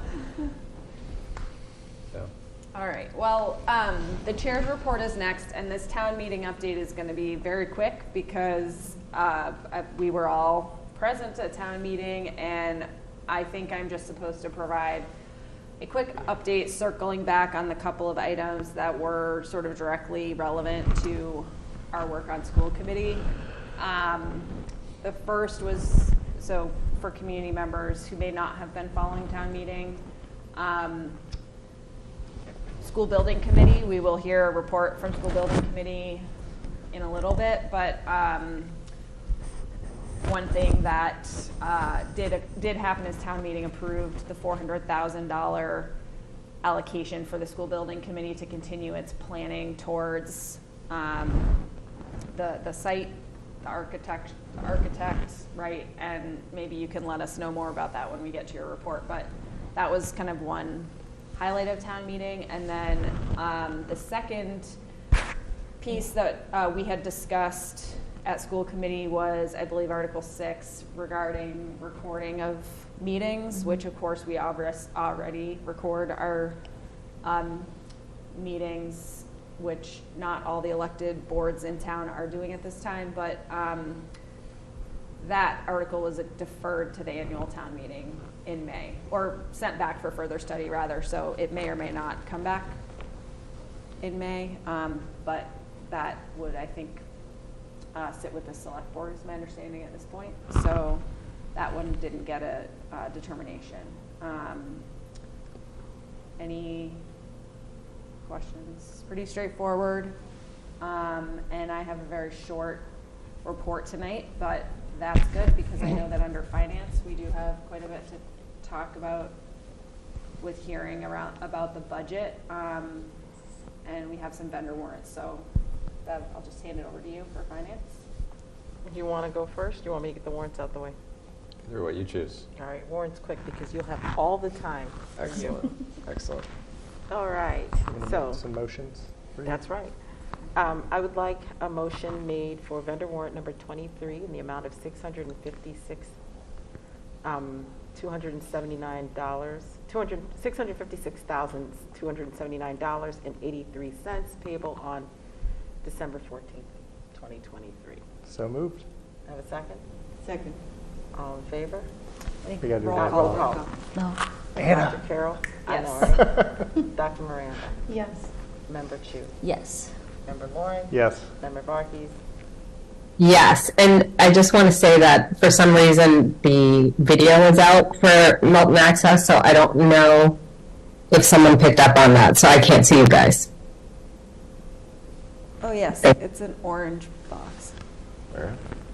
Oh, can you see us now? Okay. Yay, all right.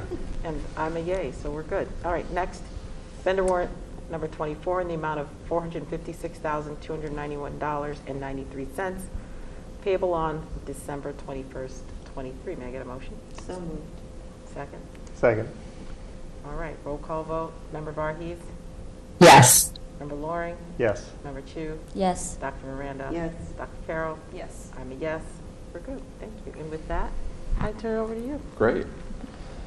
So we've had a number, and I think all of you have attended at least one of our subcommittee meetings, our finance subcommittee meetings.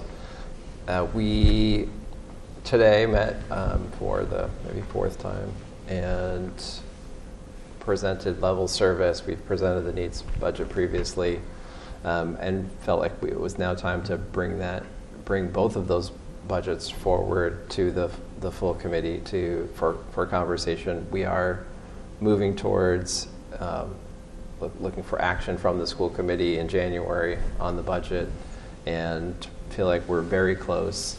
Have had 2 really good joint meetings with the town. That's been very helpful in honing in together on what our needs are across all town departments.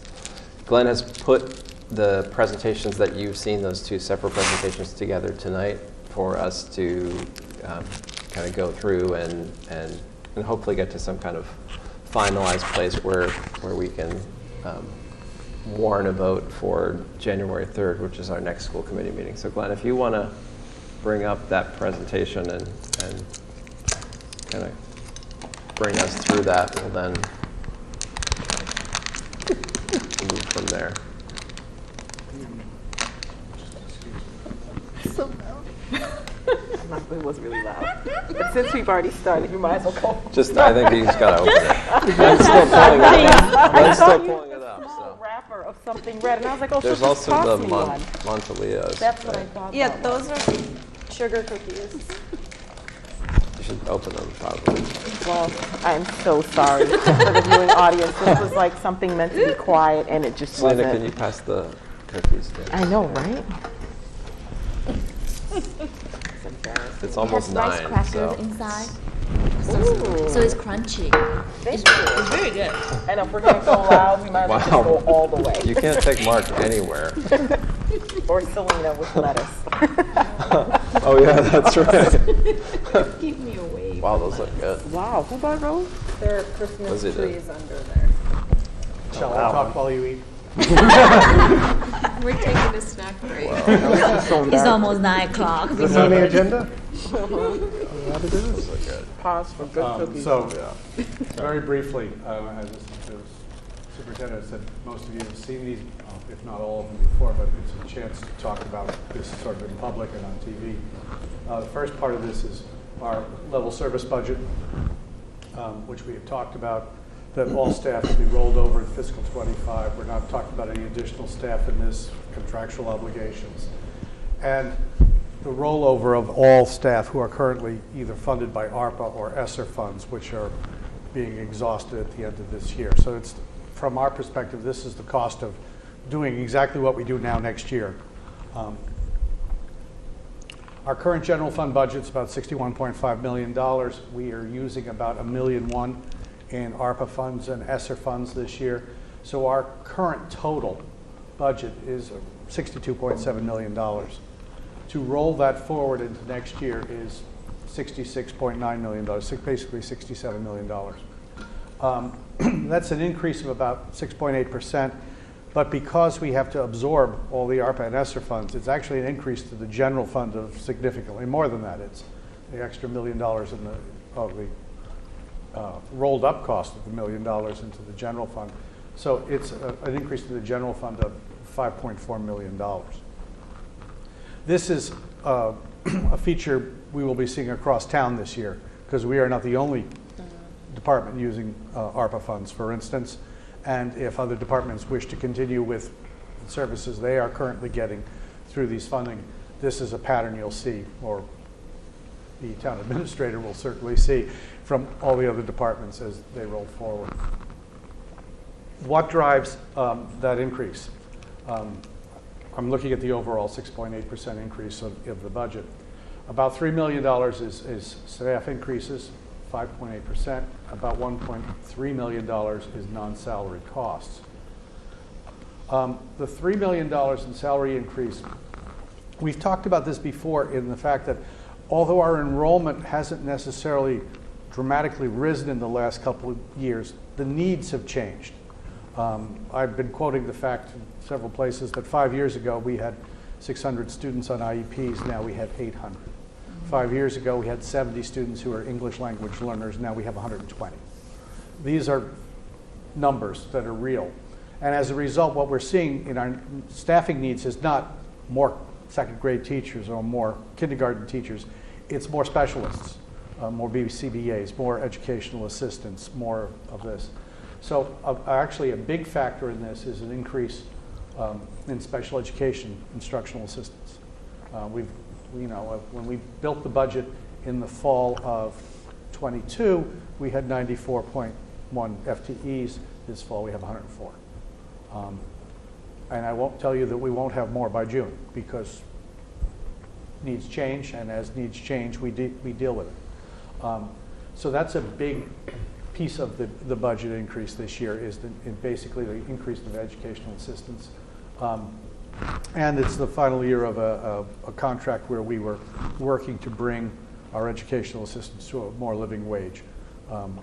5 years ago, the entry point was like $17. Next year it's going to be 22. I mean, that gives us the opportunity to get educational assistance. Most of the labor strife you see around in neighboring communities is trying to accomplish exactly this, which we've already done.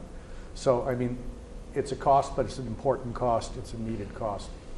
All the other staff, once you back that one category of folks out, it's a 4.5% increase. Our steps and lanes traditionally run 2 to 2.2% of salary just to handle people's increase on a step, or as they get an additional degree, move across a lane on the schedule. And with a 2.5% COLA, 4.5% is exactly where I would have expected it to be.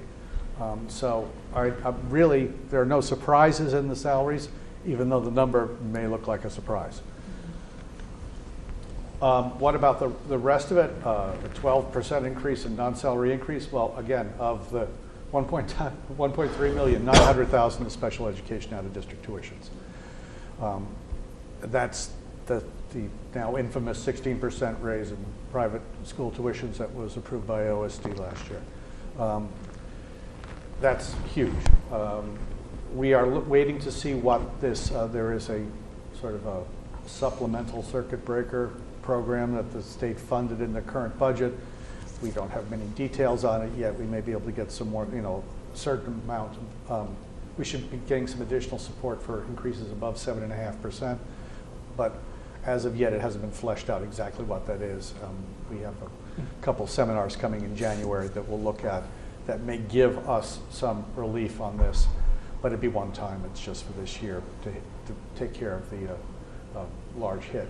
The other pieces that are in here, our athletic budget has been dramatically underfunded for years, and we're just trying to make an effort to get it up to actually what more current spending is.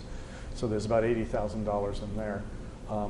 And the school bus that's being added in January will need to be added for next year. So that's $90,000 above this current year's budget. Once you take those three things out, it's a 2.2% increase in costs, which is, again, in this economic situation, not unreasonable for fixed costs. So even though the numbers look big, they are manageable and not unsurprising. Not surprising. Beyond that, this is where we've talked in the past. This is, again, one you've seen.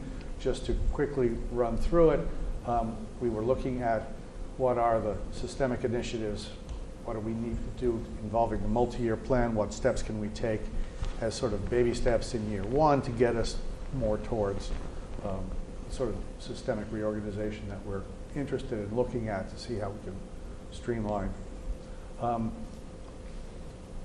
Again, the drivers, looking at MTSS, looking at our multi-tiered system of supports, how to deal with the learning loss, social emotional, the English language learners. Now that we've cracked 100 for ELL students, we need a director position.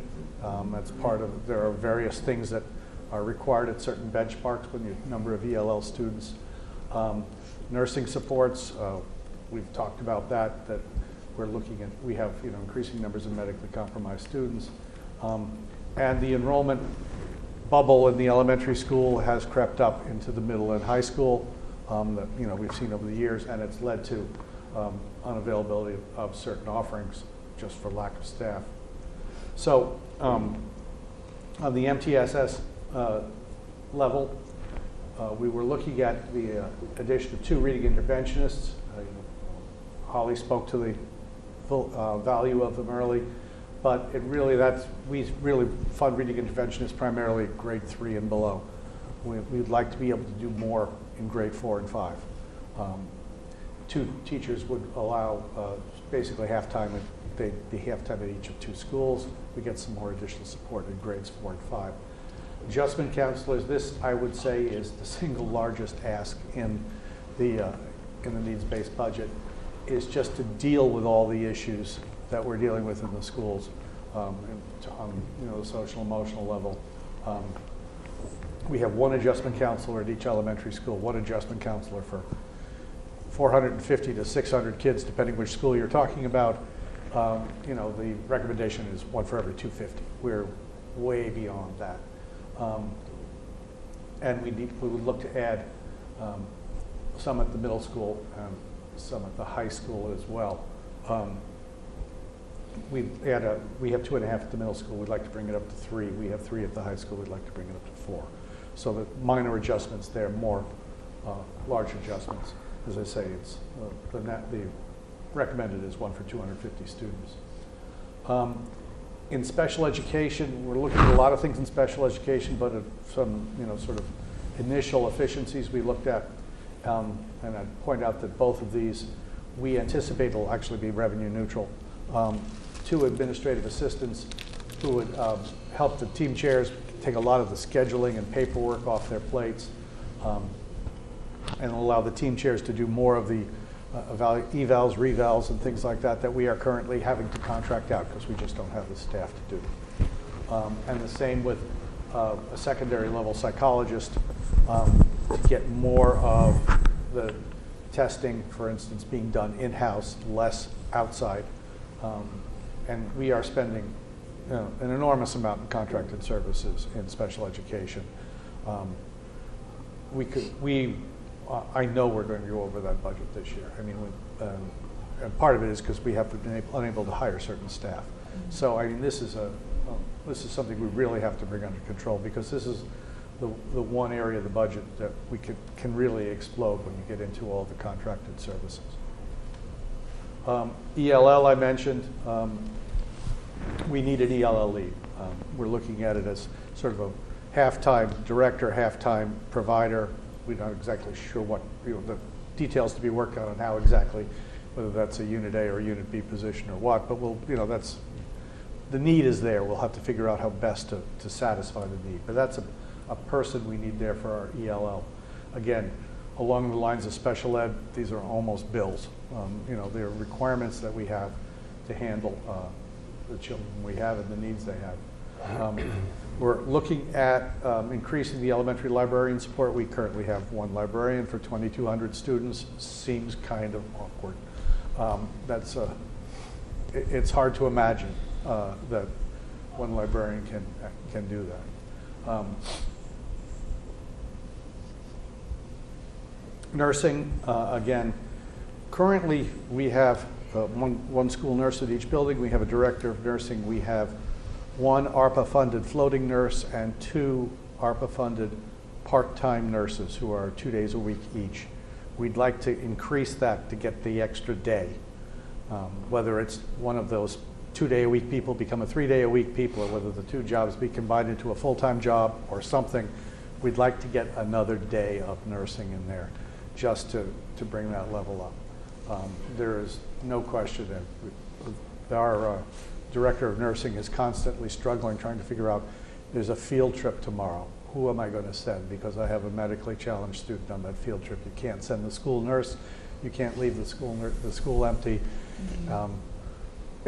Nurse substitutes are unicorns. They're hard to find. It's very difficult. So we really want to, it's not a huge ask, but it's something we think we really need in terms of the nursing. Staffing agencies are also very expensive. Yeah. We talked about this previously as well. The middle school, the current 8th grade of 276 students is being supplanted by a much larger entering 6th grade next year. At a 369, we've been averaging a loss of about 24 students from 5th to 6th grade to some private schools, but you're still looking at a significant increase in the size of in the population of the school. And current 8th grade teachers, because it's smaller, have been offering exploratory classes. As the 7th grade moves up, they're not going to be able to do that. With the enlarged 6th grade, we need 2 more teachers really to handle some of the exploratories in that in the school. Again, whether that becomes this current 6th grade half team expanding to a full team and they do some exploratories, or whether you hire teachers just to do exploratories, again, one way or the other, it needs to happen. We can always adapt the model to the best available folks and the best available model. So we're looking at 2 positions there. The high school, this is with the last meeting you asked about this. The high school principal had mentioned career tech and PE health were the 2 most pressed departments. I got back with the high school principal, and she gave me this list of career tech courses that were not offered. I mean, they had requests for courses that exceeded their capacity by 22 sections in the career tech department. So we did offer them AP Macro. We had enough requests for 2, but we could only offer 1. Financial accounting, same sort of thing. We offered some courses, but we had requests for 1 more. Computer technology was 3 sections oversubscribed, and so forth down the list here. And it's quite a lot. Culinary, 5 sections. I mean, fashion, woodworking, all these various things that sort of fall into this. It's kind of an et cetera department. It's sort of, I think over time we've combined departments to try to limit the number of department heads, and that's why you have culinary arts and woodwork and economics in the same department. But there are different staff. The woodworking teacher is not teaching microeconomics, I promise you. But it is a department that has a lot of demand and not a lot of staff. And so the high school principal targets this as her largest need. The health and PE, where we have 13 of our 30 sections are above 30 students, 2 are at 40. Again, for students in a gym, that doesn't sound like a lot, but when you get into the health class aspect of it, 40 students in a health class is like, I don't know how that works. I do have a question, and it's funny because this is truly my 3rd time hearing this. Yeah. I apologize. When I think about 22 sections and 2 FTEs, is the plan to have like 0.5s because of the variety of content? Because otherwise I would think you'd need more teachers. But you're not going to, I mean you're not going to fill 22 sections with 2 Oh, teachers. my kids have been asked for these classes and have not gotten them. That's why I was like, oh, that's right, let's get down with that. Yeah, I mean, the issue is you have all the students. If you fill those 22 sections, you have sections that are empty. Yeah. So then you're talking about riffing or, making changes to staffing. So it looks, when it says 22 sections. Say that again. What's up? Can you say it again? I actually did not process the idea of it's 22 sections, there's some that are empty. Well, like there are so students request different sections. Yeah. And so the requests, we have if we hired a number of teachers, we could fill the need, but then other teachers that are hired that are teaching other courses would have no students in their classes. Yeah, these students are all in Kids something are enrolled else. in something else, yeah. Yeah, they're enrolling in something else. You might not have got AP Macro, but maybe you're in a different course if there was something else, yes. not what they asked for. That's interesting. Yes. And there's a balance in a high school curriculum between an offerings of determining what the requirements are, and it, like in anything, like in a business or in a school, like when there's more interest in a certain subject area, we tend to increase staffing there and decrease staffing in places that aren't,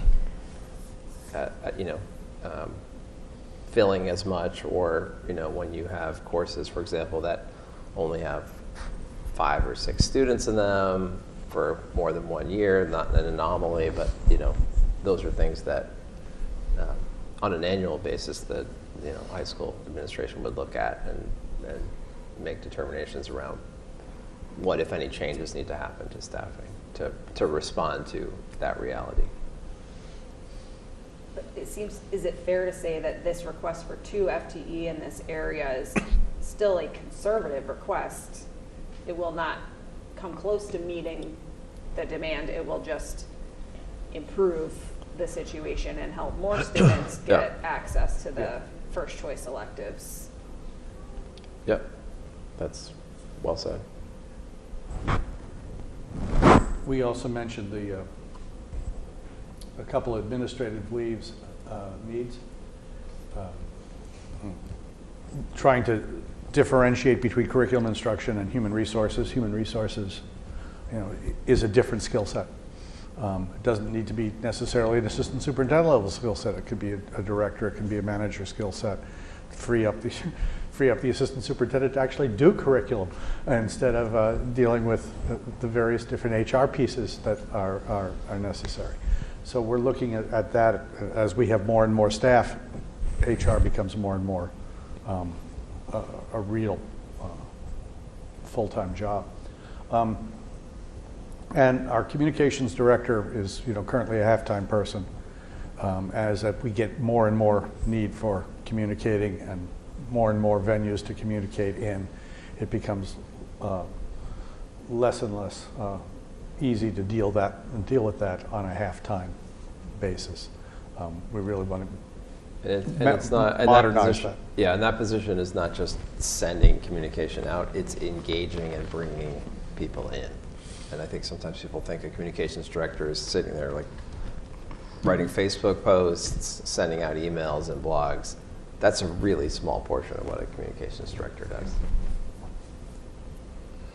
And we've talked about the space needs, fourth floor Cunningham, and you've heard earlier on today about potential with Curry College. So the cost estimates for this, the only variant in here is the EL director, whether it was Unit A or Unit B, there's a differentiation. But you're talking in roughly the $1 to $1.1 million cost above the level service budget. Clearly, when you get into these kind of numbers, and I will say even with the level service numbers in the current situation with town revenue and requests from various different departments and absorbing ARPA and ESSER all over the place, this is, to fund this and to fund similar requests on the town is clearly an override style budget.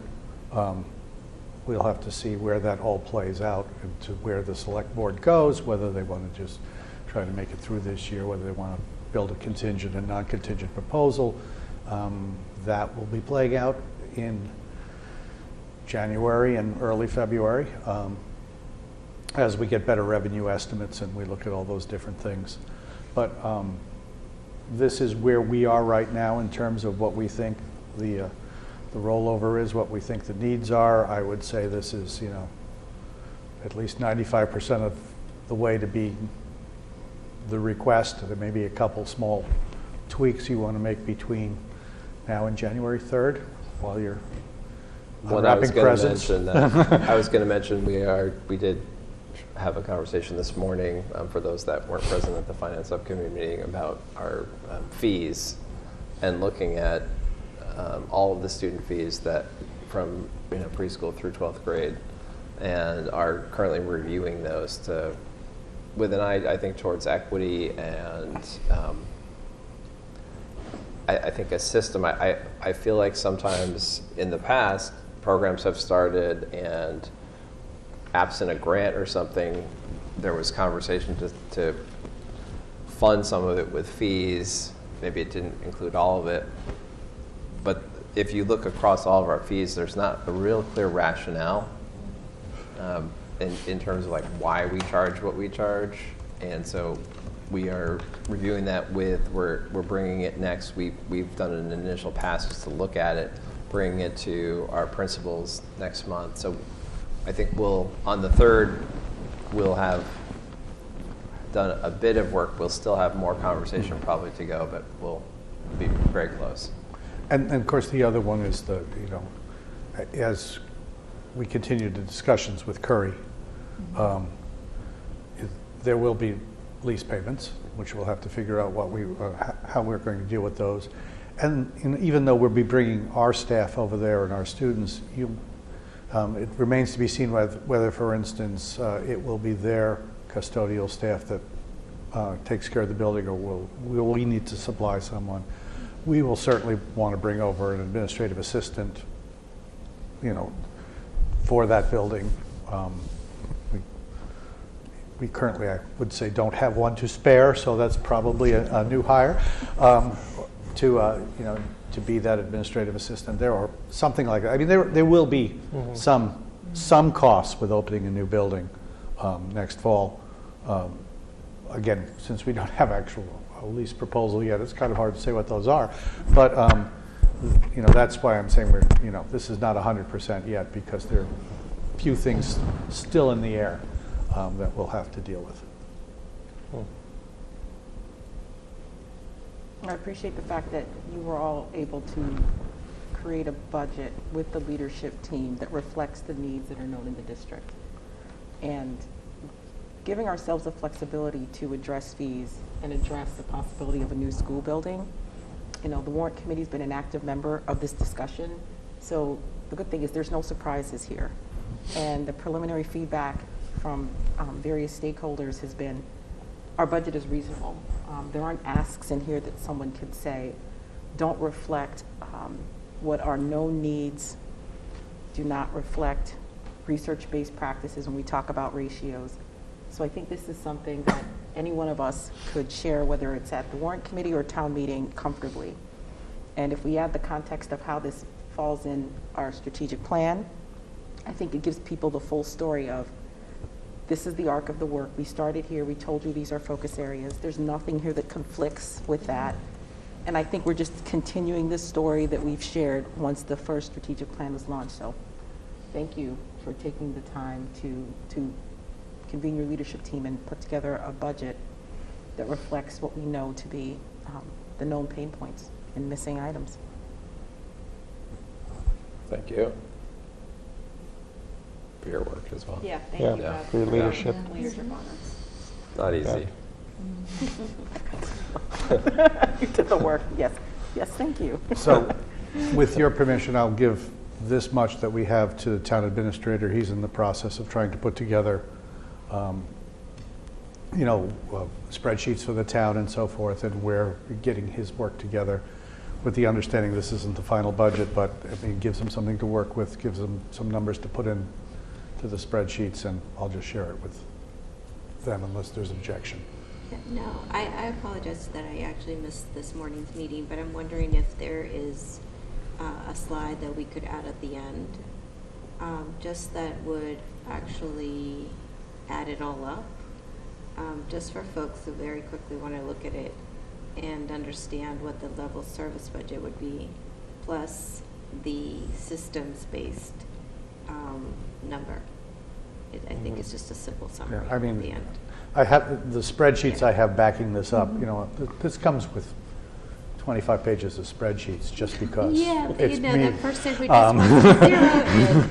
But I certainly can put one more slide at the end with the total number. Folks who want to zero in as to what that final number is, I think it would be helpful. Sure. Thank you. It's 5.2, right? It's 4.2 plus 1. Well, again, it depends whether you're talking, to the General general fund, fund. it's more. Yeah, right. The general fund I'm is talking about 5.4 just plus increase. 1.1, but like 6.5. Right. The general fund. Right. I'm talking increase, yeah. But essentially, you're taking slide 4 and just Adding a line, yeah. Yeah. 2 lines, whatever. A snapshot. Yeah, Good feedback. Thank you. easily done. Yeah. Yes, it's 5.2 or 6.4. Sorry? 5.2 or 6.4. Yeah, so,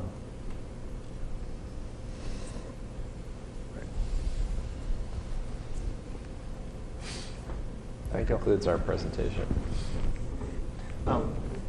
Again, if the warrant has to close on January 17th, does that mean the town administrator has to present a draft budget by January 17th? No, he has till the end of January to give it to the warrant committee. What it does mean is if there are any other articles, for instance, we don't need one, but if we wanted a separate article for a Curry lease or something like this, that would have to be submitted by January 17th. Now, to be fair, the select board does have the ability to open the warrant again and close it again at a later date, and is very adept at doing so. Yeah. So it's not a drop dead deadline, but it's really, they want to know what's out there.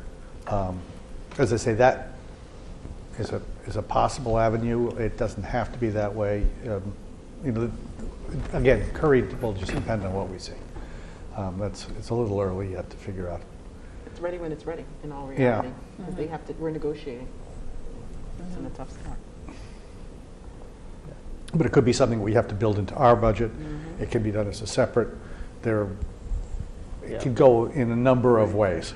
Yeah. It's not forced.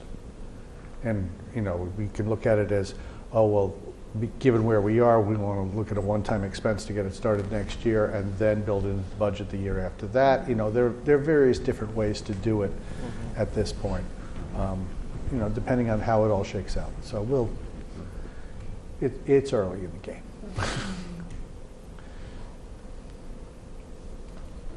Well, as a newbie, you can just kind of put me out front and be like, Peter just doesn't know. And Well, this is something similar that happened last year when the building came up at Front Bar.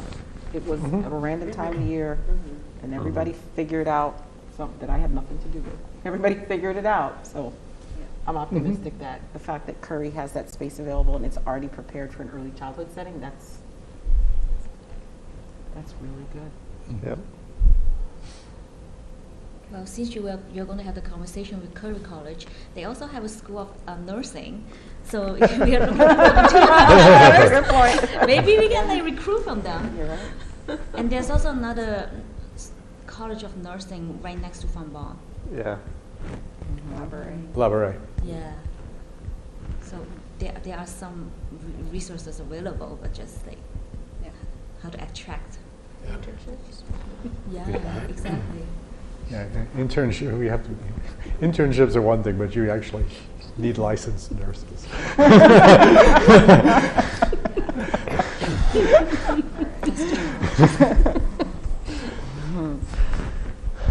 Okay, great. Well, any other last questions, knowing we'll come back to this in 2 weeks? Okay, thanks again. I really appreciate how you're framing the needs-based budget as the actual needs, the reason for the needs. I feel like we may have not done that as clearly in years past, and there's been a more gray area between like nice to haves and needs to haves. And these are needs, like actual needs. we culled it down instead of bringing a wish list, basically. Yeah, right. But even things that have come up in the past that have not been funded in the past necessarily, but now being able to frame it as like, this is the reason why we need this, and it feels tangible. So hopefully that will be compelling to people outside of this room as well.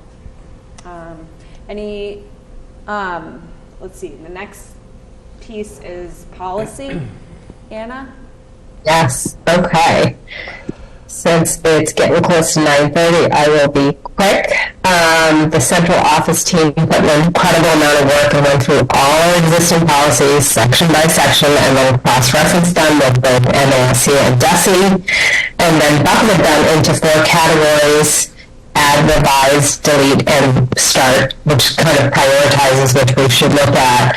A few things we discussed at our last policy meeting was that although some of these reviews might be simple and others are complex and take more time, the goal is to have recommendations in batches of 10 or so for us to review at our meetings. So get ready for a lot of reading in the new year. And then some policies fall under policy and some fall under procedures. So we would make policies, make the procedures that tie the policies and make them kind of stronger, and some MASC policies and procedures. Some MASC policies are also procedures, so we can kind of split them into 2 sections. So these would eventually be on our website, and they would be organized so you can kind of link them back and forth. And then in terms of process, we decided that after much discussion that it would make most sense to start with the add and delete categories for each of our sections. And then, of course, lastly, if there are required DESI policies that we don't have, need to have for compliance, we would need to expedite the approval of those. So there might be just a single reading where we would have to vote within that reading instead of having a second reading. That's it. Any questions? No? Questions?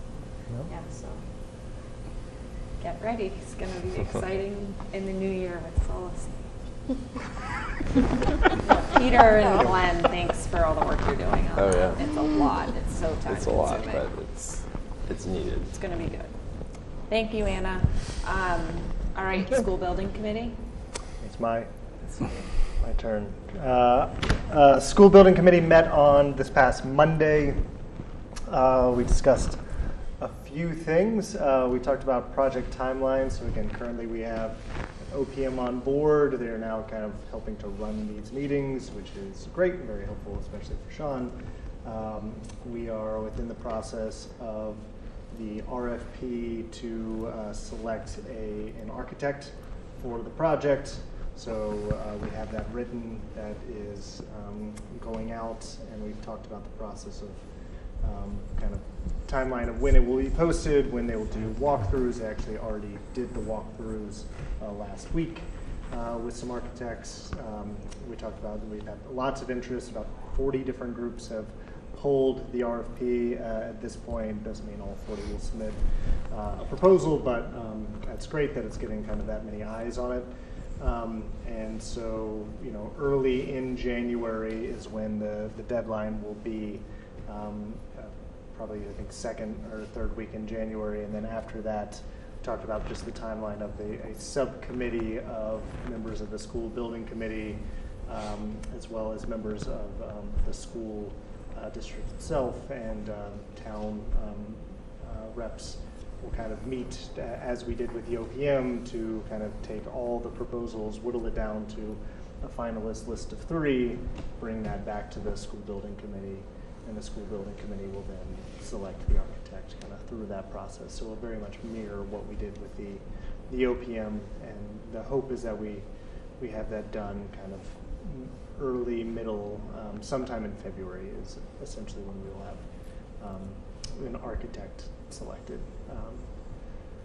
So that was kind of the timeline we looked at, and then talked about the funding article that was passed, and again, incorporated the money that we have allocated kind of within the RFP and update the information we're providing to architects so they're really clear on what we have to offer, so that in their proposal they can be clear on what they're offering us and able to get done for that amount of money. Certainly it's our hope that with our existing funds and the new $400,000, that will take us through kind of what we need as it relates to kind of a schematic design / feasibility proposal that is good enough to give us a really good sense of what the project is, what its costs are, cost estimates, and present that to the town. With I think the initial idea of that being next fall, next November, as we've discussed previously. But we'll certainly see as we have conversations with architects of what their proposals are, and if that's enough to get us there, or if we need to by January 17th submit another warrant article to say, hey, we need a little bit more to get us to the finish line. But that's certainly not our hope. Is that we have what we need, and we'll get a good architect on board. The next thing we talked about was the land swap. We actually had a visit from Timilty, who came and provided us some update on that process. And essentially, his office is waiting on us to submit some finalized paperwork as it relates to the land swap, to submit that and get the approval from the state legislature. We were originally under the impression that there were like 2 times a year that this was happening. He clarified that actually can happen more often. It can really happen anytime. However, time is of the essence, that we get the things to him that they need in order to move it forward. Piece that was kind of holding it up was an alternatives analysis that was being written up by Sean, which we voted on and approved at the meeting, as well as the appraisals, the land, which, you know, we had to go through an RFP process, and we only got those appraisals last week. So we now, I believe, have kind of all the pieces to submit to our representatives or to our town council, who will then do a finalized document. We got an initial feedback, so he'll send the finalized version out to our reps, who can then file with the appropriate committees and things within the new calendar year and push that forward, with still, again, the ultimate timeline of looking to have that approved by July. So that's where the land swap piece stands. We also talked about the MSBA update, which I think everybody's aware of. We were not selected by the MSBA within this round. They had a meeting about a week ago. We were notified a little bit before that Milton was not selected within this round of the MSBA. We are invited to apply again, as we always are. I think their next round is, the next deadline is next April. You know, once again, we're not selected at this point, so we're continuing to push forward. We haven't discussed if we will do another submission in April. There's really very little that makes us think, you know, the situation will change for us, but and there's, you know, obviously work associated with putting together another proposal as we're moving forward with plans, things like that, but that's something we haven't discussed as a group yet, if we'll submit another proposal. And I think those are all the updates. Anything? I wasn't there, I was sick. That's right. You're always there in spirit. Yeah, Yeah, I think that's it. Any questions? I was glad that Chris was able to attend. Yeah. I heard from Sean, he was excited that, so we're talking about him being the fourth member Right. because of his expertise, Yeah. his architectural expertise. That was a nice synergy there. Yeah. Yeah. It's Chris Hayden. Yes. Great. Thanks. So, approval of minutes.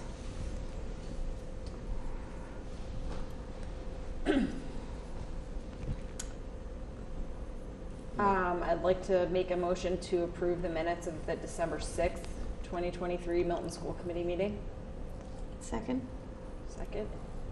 Does anyone have any discussion or edits? Okay, so we'll do a roll call vote. Member Loring? Yes. Member Rostetti? Yes. I'm a yes. Yes. Dr. Miranda? Member Yes. Chu? Member Varghese? Yes. Okay, great, thank you. So lastly is just our next meeting agenda items, January 3rd. So we'll have the FY25 prioritized budget to vote on. We will also have the annual report to vote on, right? We will be talking again about the 24-25 school year calendar with some new information that you'll be bringing after the last discussion we had. And then we will also be having the superintendent's mid-year evaluation discussion. Anything else? Okay. I hope everybody has a great vacation. Yeah. Happy holidays. Happy New Year.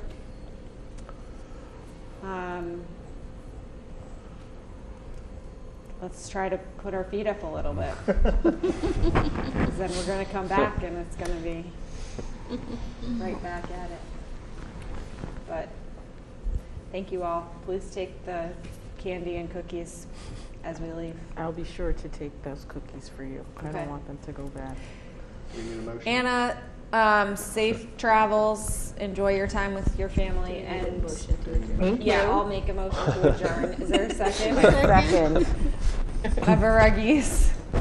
Yes. Member Chu? Yes. Dr. Miranda, I'm a yes. Yes. Okay. Yes. All right, great. Thanks, everybody. Good Thank night. you. Bye.